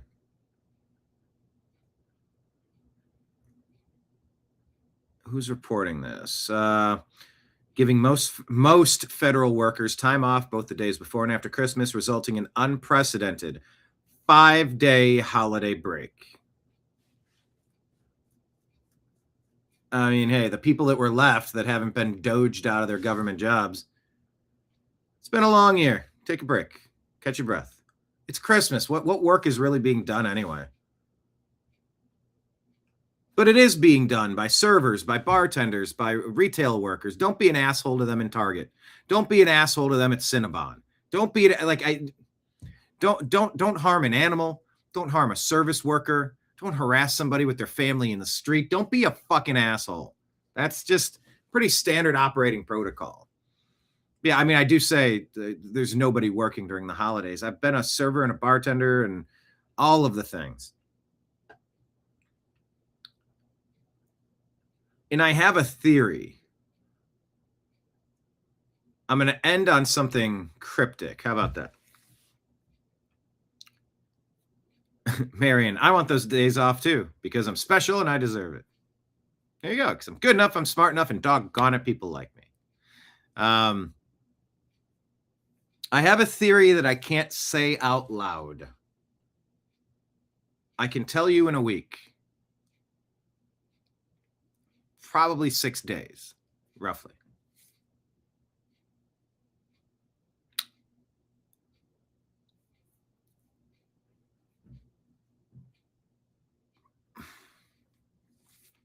Do you remember the bliss of waking up on Christmas?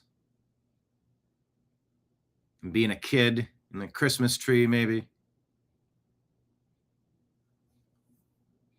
I feel like when we wake up for Christmas,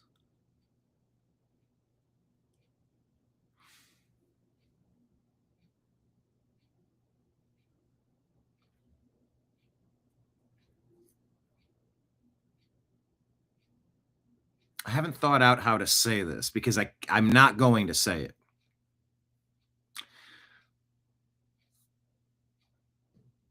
I'm going to go drop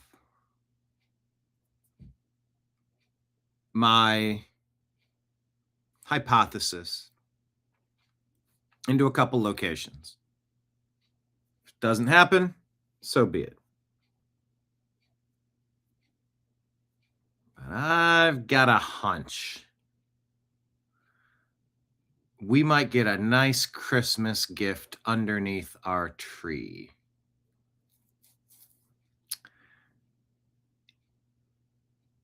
If you know what I mean. Now, I know that you don't. I know that you don't know what I mean. But I can't say it out of concern that something could be compromised because of it. It's a hunch, it's an intuition, it's a dots connecting, it's a aha moment, it's a what if, it's a hope. Fingers crossed that this Christmas is extra special. How did he know? Well, he didn't know. He just did a show on, he did a Friday show a few days before. He didn't know. Right.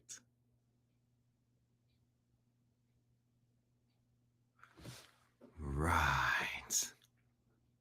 Marion says, oh, yes, our sister was always the first up. We had to wait for Mom to milk the Jersey cow before we could open our presents.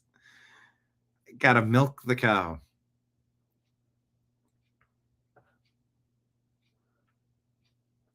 Now that's something, isn't it? Did you do the cookies the night before? Did you do the stockings?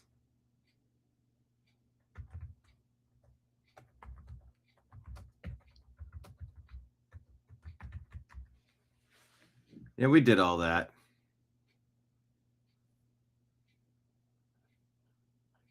Maybe not every year.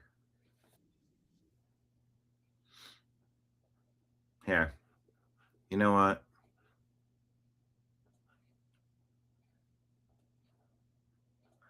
Let's leave you with a nice Christmas story. We'll leave you with a nice Christmas story. Thank you, everybody. I appreciate you. I love you, and we'll talk to you again soon. Hit like, hit subscribe, share the show with a friend. Sign up for the subscriptions, monthly donations on Patreon, Rumble, and YouTube. You can drop Rumble rants and super chats. I think we're $7 away. Well, I think they take their fee, so just call it $15 away from making another transfer on our Rumble page. If anyone wants to do a Rumble rant, that could get us over the top. 10 or $15 will do it. I'll leave you with this. Yeah. What'd you do, Marion? You did cookies and milk, stockings, fresh fruit and nuts. All right. Kenneth likes milk and nookie. So does Fred Durst, I believe. Okay.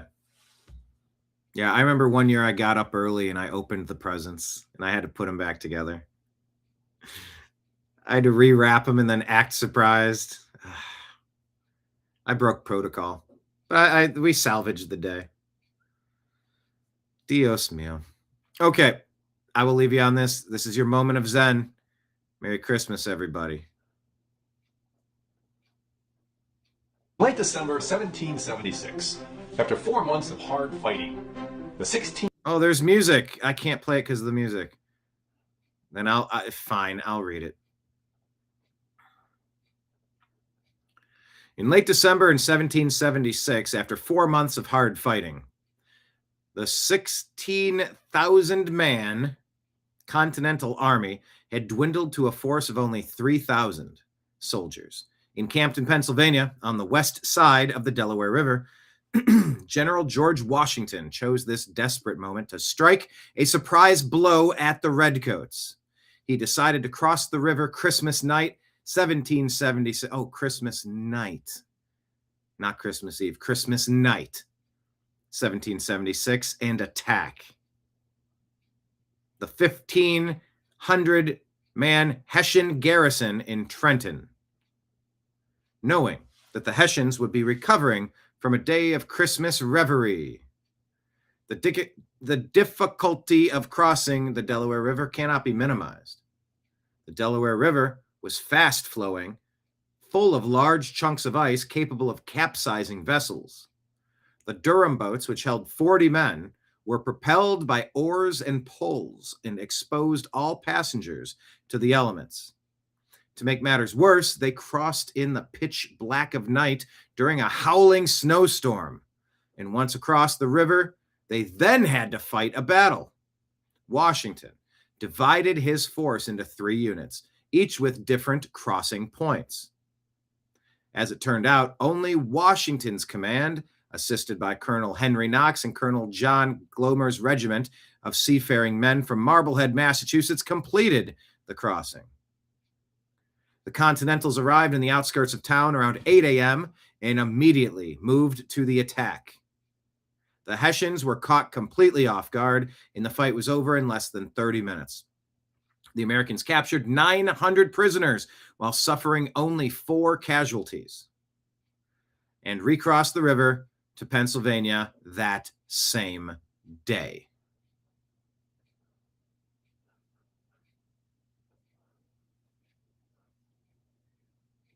Merry Christmas, and to all a good night.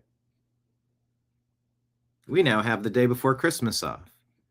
We now have the day after Christmas off. Maybe that would be a good time to enjoy ourselves, some revelry.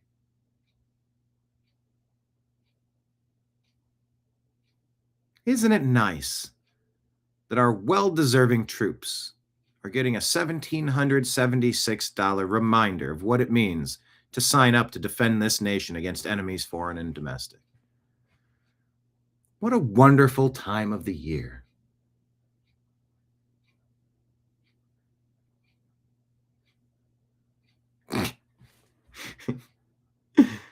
Kenneth, I hear Santa has weaponized mistletoe. That's nice. And Santa names his cat Santa Claus. Yeah, let's also pray for the safe return of that cat Piper. Maybe the cat did just run out of the car and run off somewhere. Maybe it ran off and is injured or deceased. Let's find it regardless, and let's not stop until we do. Everybody, thank you for being here.